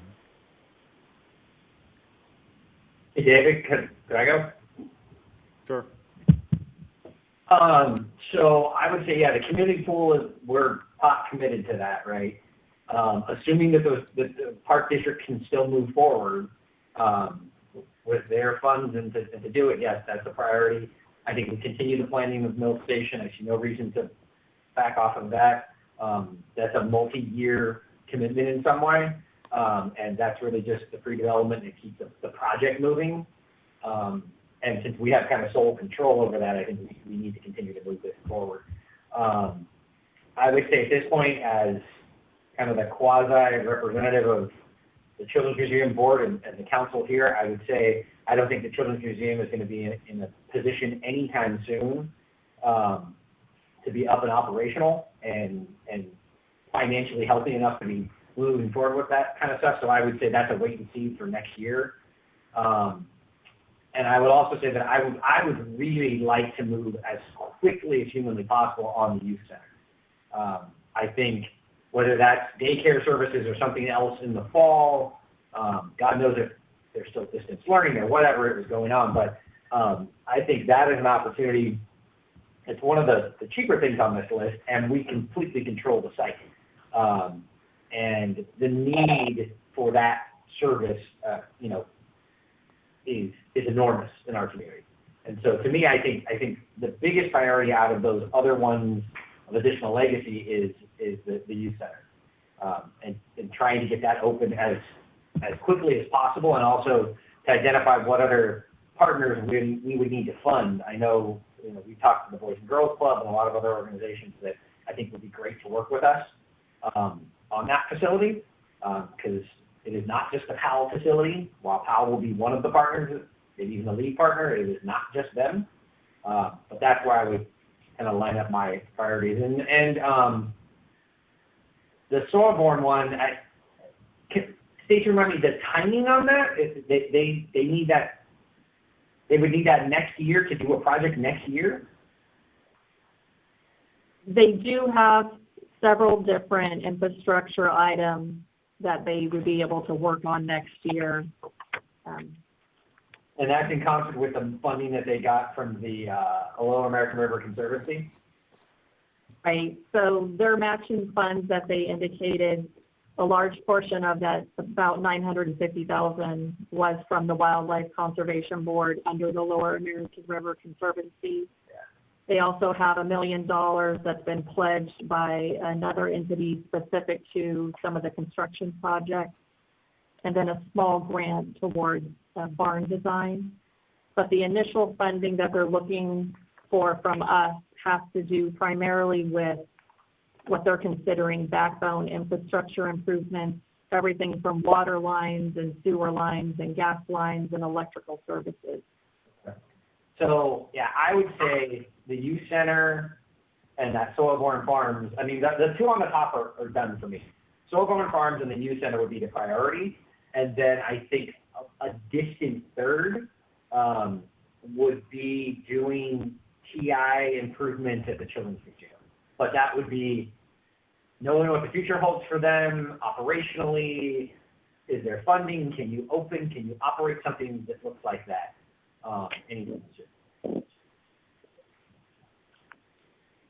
All right, David, can I go? Go ahead, Garrett. David? Yep, okay. Go ahead. I can't excuse myself because it's weird because I'm calling in. But I'm excusing myself for number one. Mill Station, Civic Projects, looks like we're already putting money in that. The only, my top ones would start this way: Rancho Cordova Little League, and construction on the future project that's going to basically touch all our kids that play baseball. So those are the two top ones on my list. And then close third, of course, is my youth center, where the kids are going to be able to be involved in that. So those would be Little League 1 and 2, and Rancho Cordova Youth Center number 3. Okay. The other thing is I want to make sure that as we're doing this, if something should come up going forward, as Donald said many times, is that this money might not be there because we may need it for the city and functioning as we go through the Corona crisis, or COVID crisis. So as we look forward, I want to understand that, we may need this $4.3 million for something in the city if the revenues keep dropping as the city goes through it. That's it. All right, Linda. With regard, Okay, so yes, absolutely on the two at the top. My priority would have been the Children's Museum, because I think that's just an amazing activity. But I understand the reality of the concern of when they'll be able to return to any kind of fee-based operation.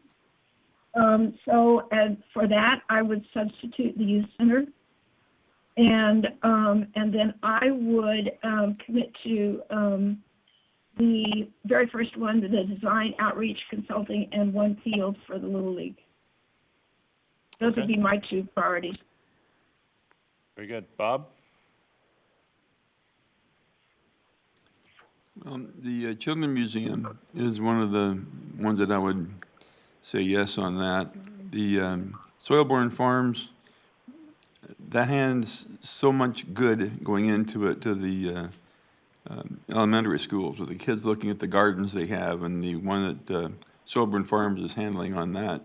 So that's also important to me, and I think the first one for that one field for the Cordova Little League.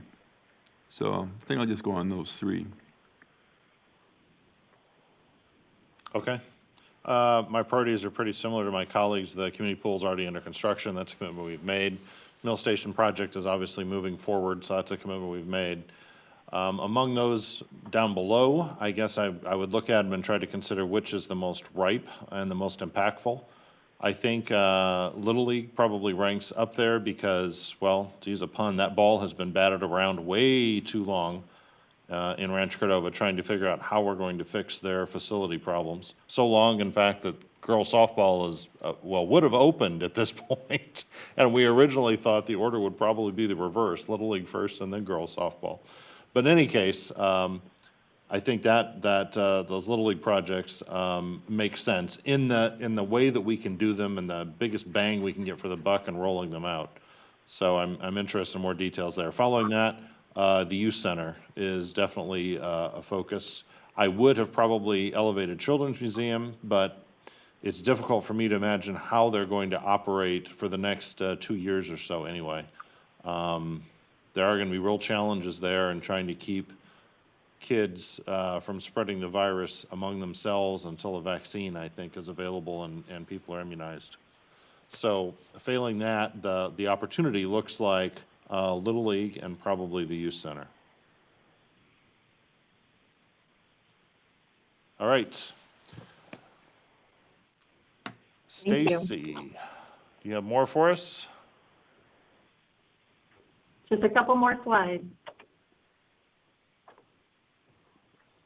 So when we opened the application cycle in February and then planned on closing it in late March, we had decided at that point to extend it by 2 weeks due to the coronavirus and the impact it was having due to school closures and other businesses closing. So when we extended it by another 2 weeks, it did allow additional people to submit their applications.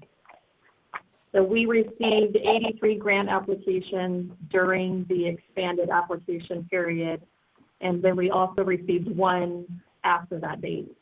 The grant applications that we did receive totaled nearly $6.3 million, and we anticipate recommending probably no more than $1.9 million in projects. Wow.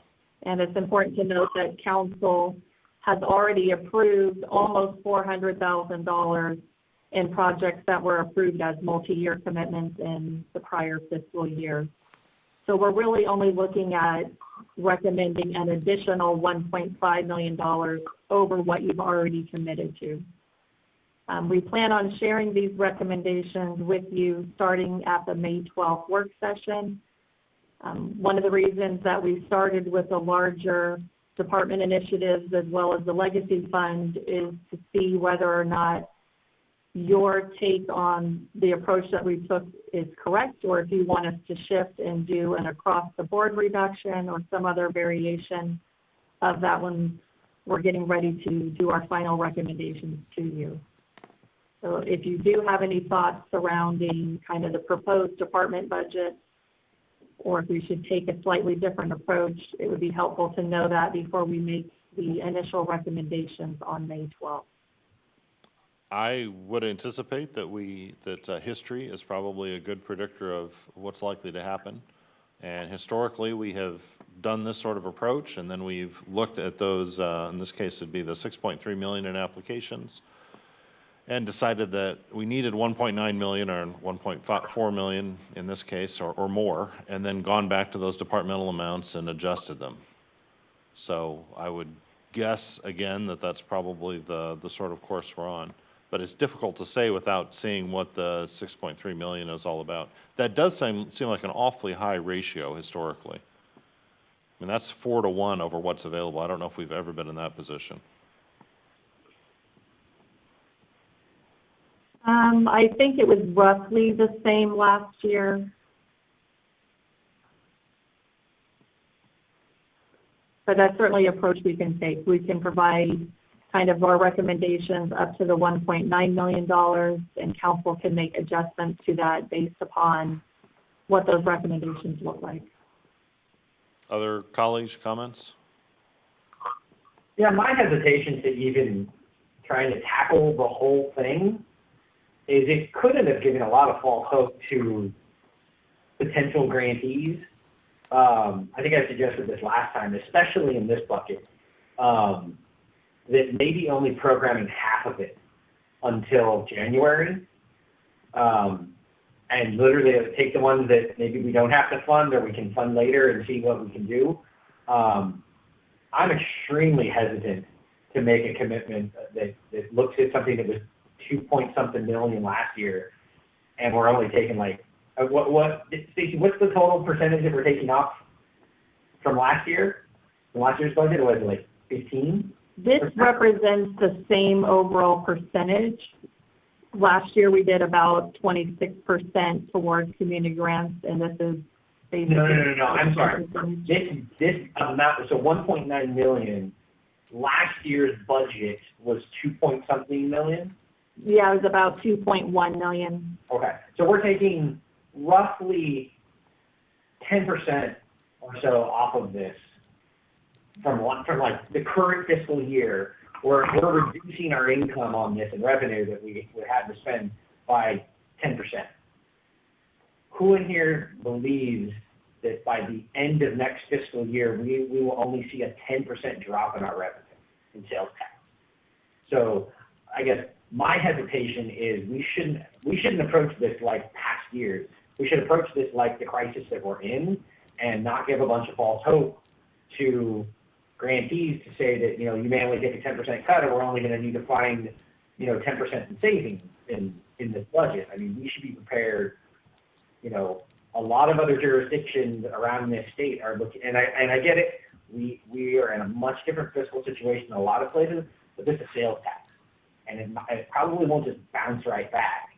So to even think a 10% drop is going to be sufficient, to me seems, I question that wisdom.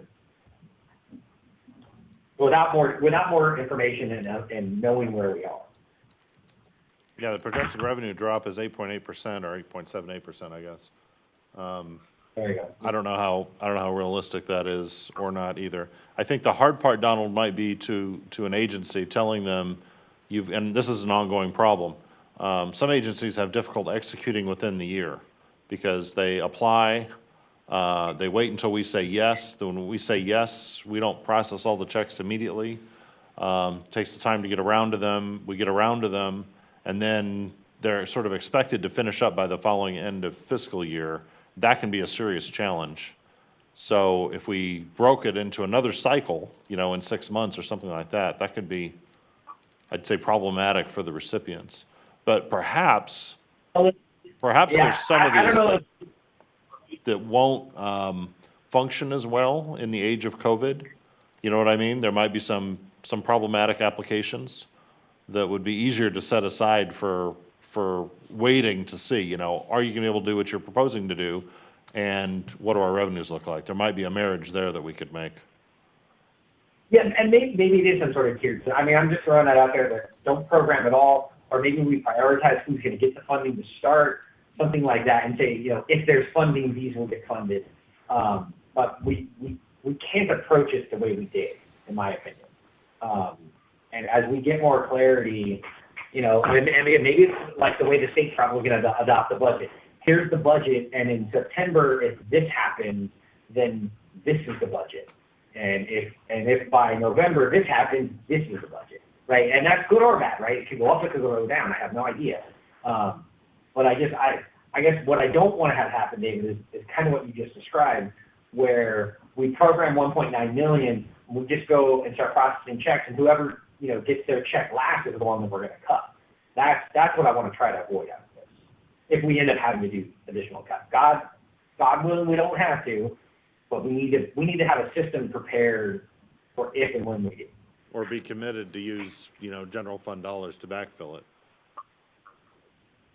I would be very hesitant for most of the projects in this bucket to be using our general fund in a crisis time like this. I guess the other thing we could commit to, Donald, would be the they're very large department allocations here.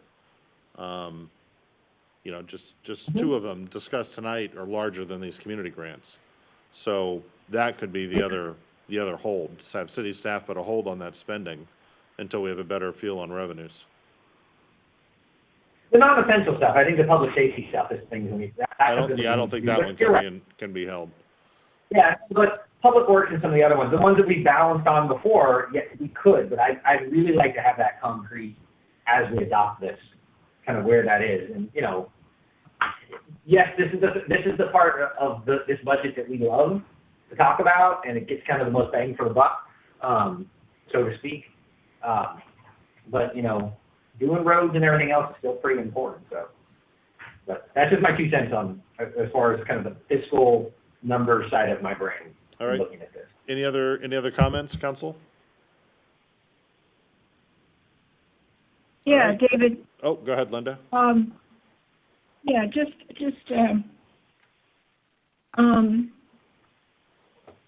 I know that Stacy has done a really good job. Stacy and her team have done a really good job of studying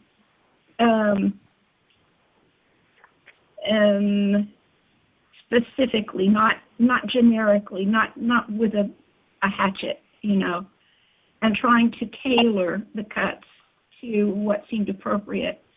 There is a case to be made, which I think she mentioned right at the beginning, for thinking about simply cutting everything by X percentage. And that might be a conversation worth having in the workshop that's apparently coming up.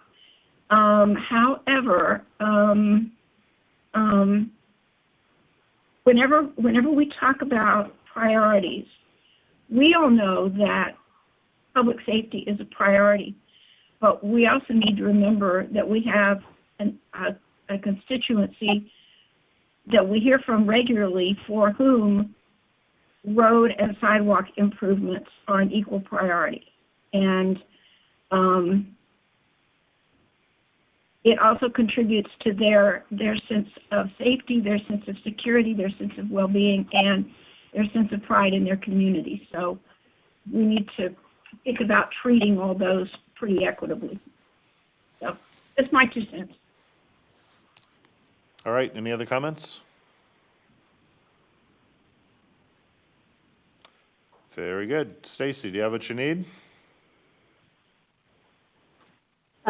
We're just about wrapped up. This is the last slide. So the plan is that we will come back on May 12th for the work session. We'll begin the discussion about the community grant, as well as if there's any additional items that council would like us to consider.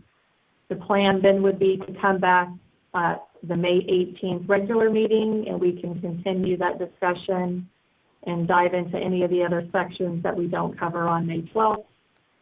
We also have an opportunity to come back on June 1st if needed, and the plan would be that council adopts the Community Enhancement Fund resolution on June 15th, and that would establish the approved projects and programs for fiscal year 2021. And that would also align with the city's budget process. Hey, I have a question real quick. If we approve stuff and the government says we can't hold it, does that mean the money or revenue would then roll back into, if we can find another project for it? I didn't hear the whole question. If we approve something, we put money towards it, revenue money towards, a carnival, a festival, something like that, with the hopes that it would be open, and it doesn't open, does that mean we can roll it to another project that hasn't been funded?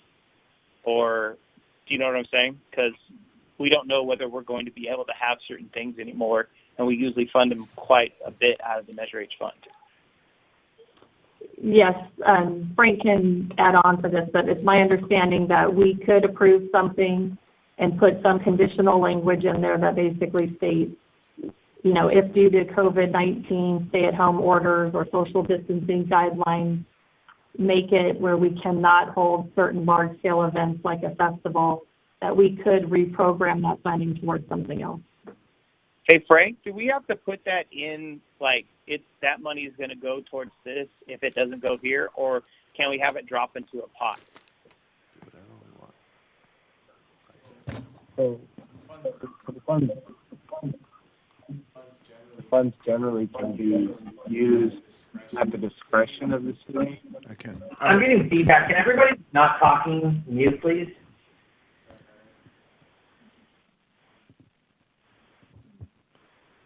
Too many microphones and mute buttons to manage all at once.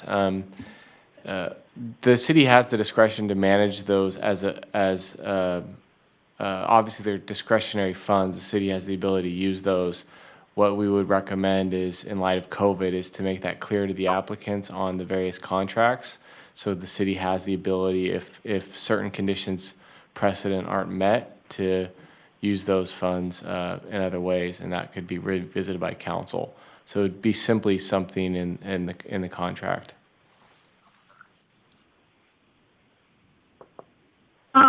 Frank, it's my impression that we've always done that anyway.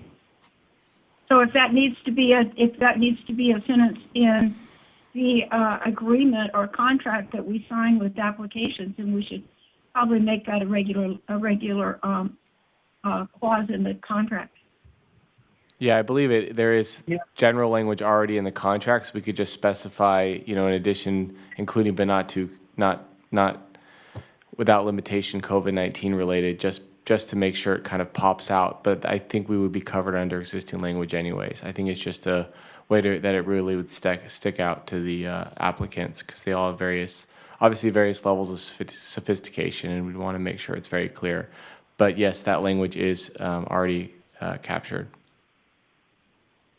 David, just one caveat to that is some of these event organizations, and I don't want to get into a point where I'm violating my conflict of interest with one of them, but I would just say that we also need to be sensitive to the fact that some of these events,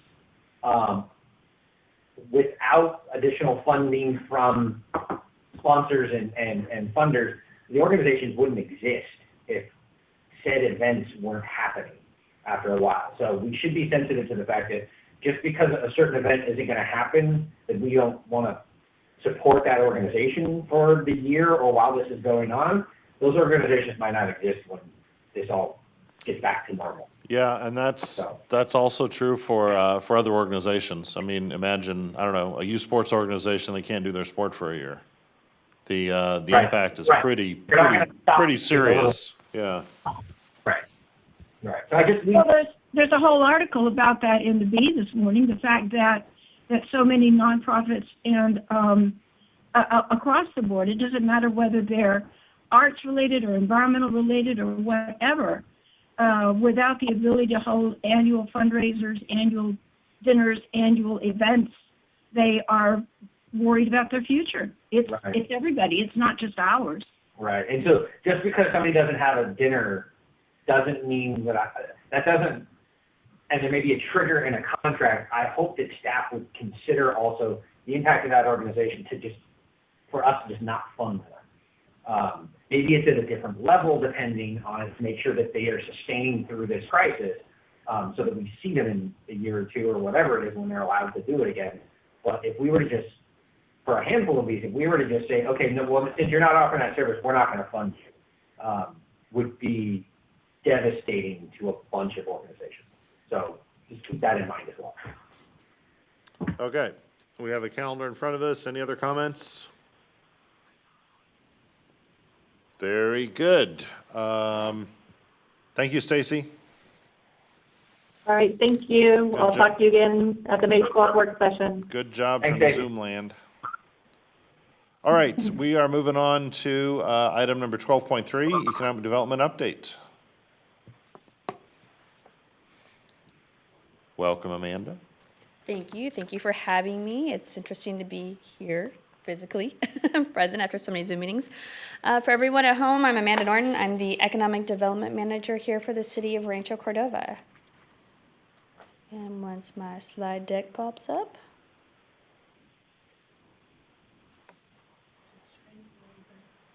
No problem.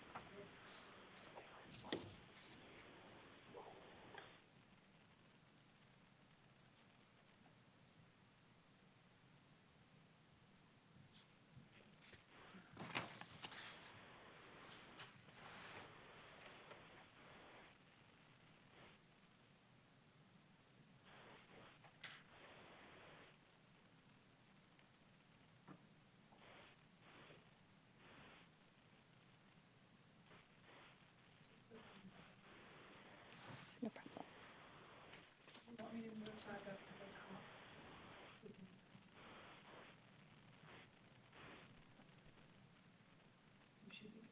Great, thank you. So as a little background, we came forward with our action plan back in August of 2019. So what we are going to be covering tonight,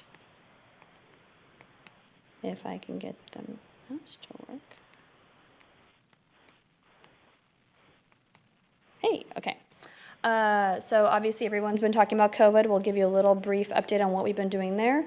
We'll talk about our relationship we are forming, or I should say expanding with our Chamber of Commerce.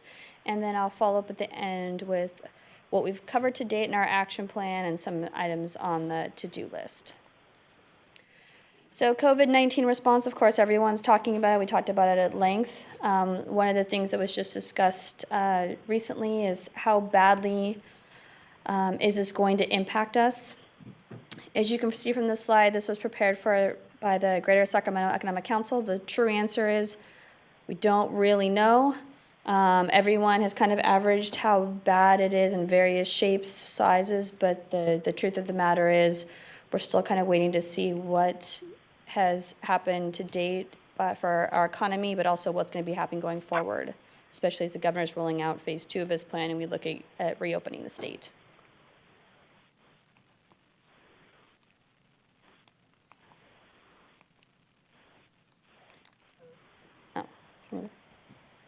So what have we been doing? Our team, and by our team I mean the city at large, we put together on our website an ongoing update of all things COVID related, and that's both from the business perspective as well as for our residents. So we thought that everyone would have an access that's updated daily if necessary of everything that's happening. We also have prepared a toolkit, so it's multiple pages of every resource that we can find, both federal on down to the local level for our business community. We have formed our business action team. That is made up of 2 business consultants, our economic development staff, as well as our Chamber of Commerce. We meet every Friday, and any inquiry that we have comes in from our business community, we divide and conquer among that team. We still have our existing incentive programs and have a few of those in the pipeline to be assisting some of our businesses. And the other thing is, I can't express enough how much city staff has really stepped up in this.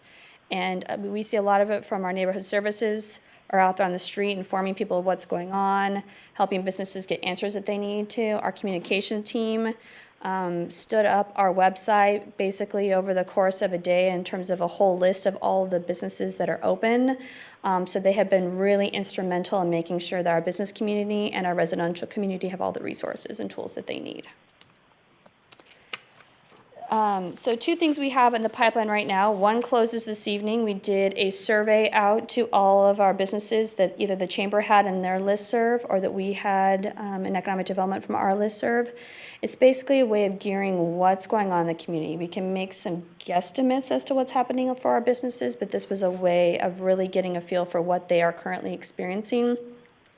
The other nice thing is a lot of these questions are also being used by Greater Sacramento as well as economic development organizations across the nation. So if we send in our responses, we can also kind of help benchmark how we're doing. The other piece of that is we also have not really heard from a lot of our commercial property owners. So we send out a quick survey, a series of 10 questions to kind of gear what they're hearing and what they're seeing. And so we expect to get those finalized to us later on this week.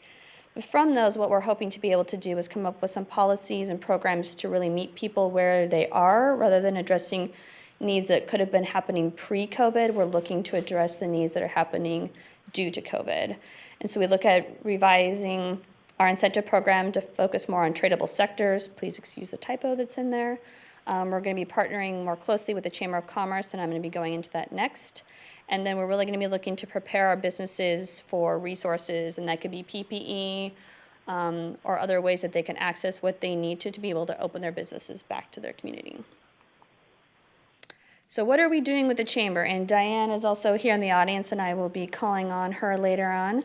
But we've, as part of our action plan of last year, the council had asked for us to form a partnership more closely with the Chamber of Commerce and look at various efforts to assist our business community. We have developed a scope of work that covers 4 main broad topics, both business retention, micro grants, a technology task force, and then economic gardening. What that looks like from the business retention side, we see this is basically going to be a 3-year contract with the chamber. It covers everything from, again, looking at our survey results, doing business walks, business watches, developing a business tool that will help businesses with disaster preparedness going forward, as well as offering various programs and seminars, partnering with other organizations to get different education classes, workshops, whatever our business kind of community is looking for, as well as looking for a toolkit for homeless education. We understand that a lot of folks on the front line may not be able to come out and have a class, but this might be a tool that they can utilize so they know who to contact, how to contact, and what are the tools that are available to them. The other piece of our work with the chamber is kind of focused on things that can potentially help some of our businesses who are dealing with COVID-19 and diminished returns. One of those would be a micro grant, and that would be small grants. It's one-time allotment, about $10,000, and it could be anything from purchasing a laptop for employees to work remotely.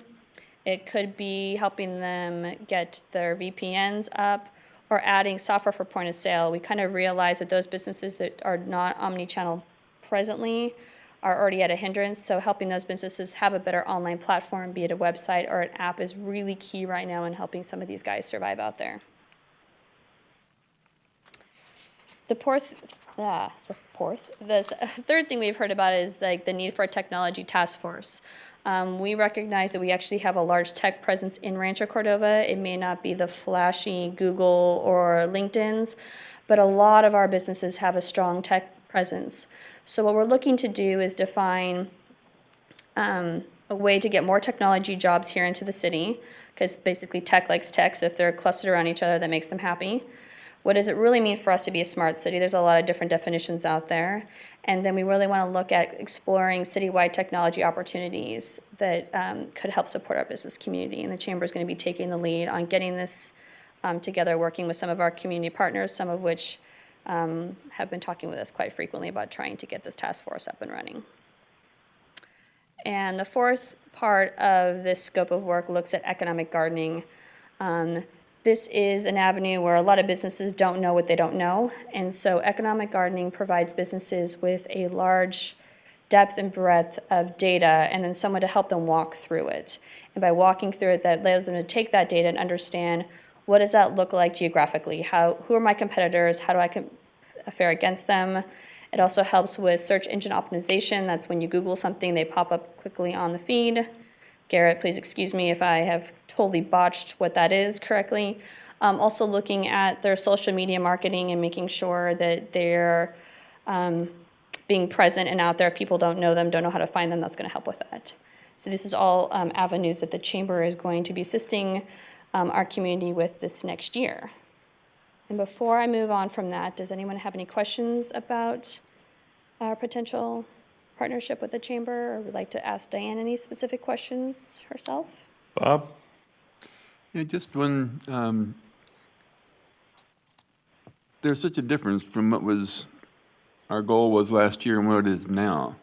Do you still see the time, maybe a year, maybe less, I would like to think, before this COVID-19 is put aside because we have the vaccine that we need or something like that?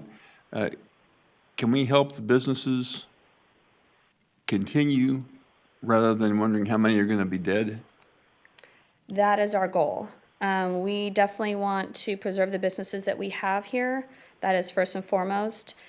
Some of the ideas that we have been talking about as ways that we can develop kind of a collective. Some of these small guys can't purchase a lot of face masks or disinfectants or various things. And so maybe one way of doing that is partnering with organizations so you can order a large supply of it and then having somebody run point to then be able to get that to our smaller businesses so they can be open to the public faster, both to provide health related items for both the consumer and there. So we're basically trying to come up with any ideas that we can that's going to help our businesses open faster, and that's one of the easy ways we can do it. So they kind of like the program we have with Rancho provides, it will bring the food from the Rayleighs to the store, or to the home rather. And now what you're talking about is something along that line, but it's the technology that rather than the food, but you're going to deliver it to them anyway, right? We're going to deliver to them. So yes, what you were talking about is the Rancho Delivers program. That is a partnership that we have entered into with both Rayleighs and Safeway, where we are currently covering the cost of the grocery delivery. There's been some, again, technologically hiccups as we go along through this, but we're working through this with both partners. Council, Linda, any comments? Garrett? No, I'm cool. I Go ahead. I talked to Diane this afternoon, and I really appreciate. We've known ever since day one of incorporation that we needed to carve out more clearly defined roles for the Chamber and for economic development of the city. And this is probably way overdue. So congratulations. Garrett? Yep. You nailed it on using the word for SEO and the technology. We are as good as Google, and we do have a lot of tech companies in our area, so you can't say that. More data centers than any region, and one of the biggest. And first off, I'm just thanks to all the staff for putting this together. You guys, I know, have been working hard with Diane in the Chamber and really putting together. And I love the direction we're going, and I love the reputation of a city that's trying to grow its tech outreach and trying to do what it can to keep the businesses alive. Because as bad as the COVID is, I love seeing our team and our group trying to do what it can to keep us alive. it'll pay leaps and bounds down the road, and any business we can save is another business that can grow. So I'm impressed with everything, and I just can't wait to get this program started. All right, Donald? No feedback. It all looks good. Okay. All right. So to Bob's point, what we had last year, we had an action plan. Things have got a little wonky in the last bit. So a few things that we have knocked off the to-do list that we had out there. Our California Capitol Film Office is, well, they were operational. They're a little shut down currently to COVID, but they are still out there. We did create the Jobs and Talent Program. Unfortunately, we haven't had anyone take advantage of that yet, but we do have that program operational. We worked on establishing a chartered air service with the city of Folsom out of Mather. They weren't quite ready to get enough business to start that, and probably right now with COVID, having people in a small commuter airplane wouldn't have been functioning that well either. And then we also were looking into opportunities in marketing, and we looked at how these deals have been happening, the people who are out there that are establishing opportunity zone funds know about us, and so we kind of felt like that marketing has taken place, and we kind of can dig that off. In process, just by happenstance, one of the other things we had looked at doing was doing a healthcare feasibility study. We've heard continuously from our community and from council that we don't have a standalone hospital. We do have the VA, but we don't have another hospital in town. And so we have partnered with the Fox Group. They are currently assessing not only what a full hospital could look like, but also just looking at our healthcare needs in general. As we understand, especially with COVID, healthcare is changing rapidly. And so this will basically give us some tools to understand what could be the best fit for us from a hospital or other healthcare needs facility going forward. We are going to be looking at revising and remarketing our existing programs for incentives.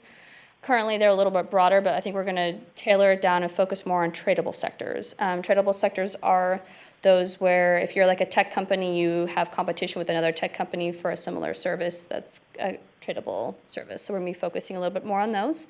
And then, of course, our partnership with the Chamber of Commerce.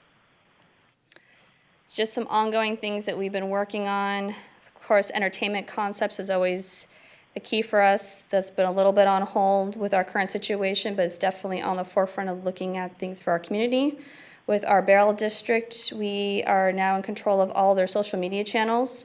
So we've been using some of our staff time to help promote them, especially right now with COVID and getting people out there and keeping some of our businesses alive. We're also still, as always, exploring grant opportunities. We have some sites that could be ripe for development. They just have some infrastructure challenges, and we're looking at ways that we might be able to curtail that. And then, interesting enough, this year I am the chair of the Economic Development Group Task Force, which is part of the Greater Sacramento Economic Council. And since a lot of our trade shows that we would normally attend have been postponed, one of the things we actually did was a familiarization tour with 8 site selectors from across the nation. And it was a really interesting platform to do it all in a Zoom meeting and be able to showcase our region in such a positive way, and they all really enjoyed it. So we're making do and getting creative, and trying to still get the word out about Rancho Cordova and the Sacramento region. Some of the items that were in our queue that we haven't quite gotten to yet, we're working still on some implementation of some recommendations that came out of Civic Lab. We're going to be working with our building department on some over-the-counter permitting program. For the city side on Kilgore, we've been trying to collaborate with the adjacent owners to see if there might be some way that we can develop that site as a whole, but we're optimistic for that one. And then, of course, we're still looking to develop a strategy to help really look at our office park going forward.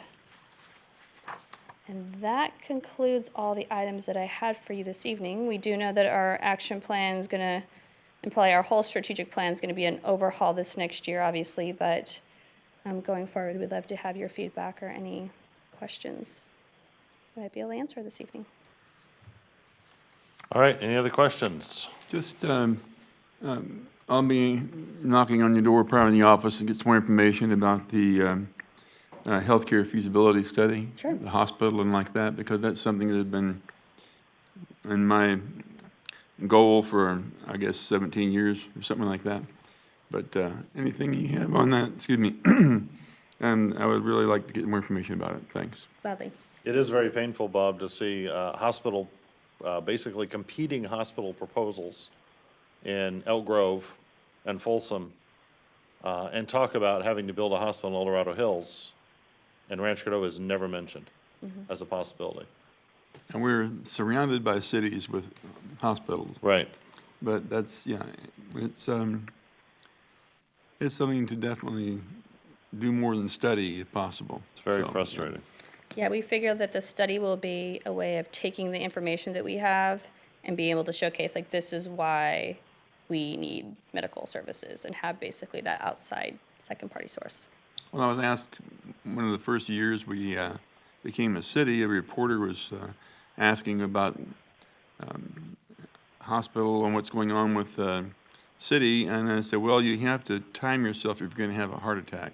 You can't do it in the morning during the traffic coming in. You can't do it at lunchtime because it's so busy there, people trying to get something to eat. And in the evening, it's definitely insane trying to do everything with that. So you have to do it in between times. Because if we had a hospital here, you wouldn't have to worry about that. But now you're talking about trying to get across Sunrise Boulevard and across the river, or going east to Folsom, going west to Sacramento, south to Elk Grove with a hospital there. But we don't have one here except for the, as you said, the VA hospital. So, yeah, we need to study more.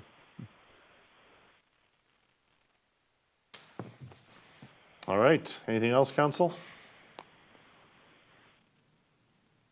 Mr. Mayor, if I might just Go make ahead, a Cyrus. quick comment. I just wanted to take this opportunity and thank our Economic Development and Communication team. As you can imagine, this has been very difficult for our business community, especially the small businesses. And the partnerships that we have developed, especially with the Chamber of Commerce, to provide guidance, resources, assistance, is greatly appreciated. It's noticed throughout the region. So I sincerely appreciate the work your team has done to that end. Thank you. All right. Thank you very much. Thank you. Item number 13, council request for future agenda items. Anything? Going once, going twice? Okay, we are going Hey, to, I'll just, David, I'll just say, and I've already shared this with Frank and Cyrus, but I was approached, I don't know if the rest of you got an email from Breathe California about flavored vaping products, but it does sound like our understanding around what the federal government was going to do around that subject is not what actually happened. And so they've asked us if we would take a look back at our smoking ordinances for some additional updates. And I shared that with Cyrus and Frank, and I know they're on it. I just wanted to put it on the rest of your radar that, you know, we're getting to a point now where this is the new normal, and we should probably still try to take up, you know, non-crisis related issues that are still important to a lot of us. And that's one I'd like to see sooner rather than later.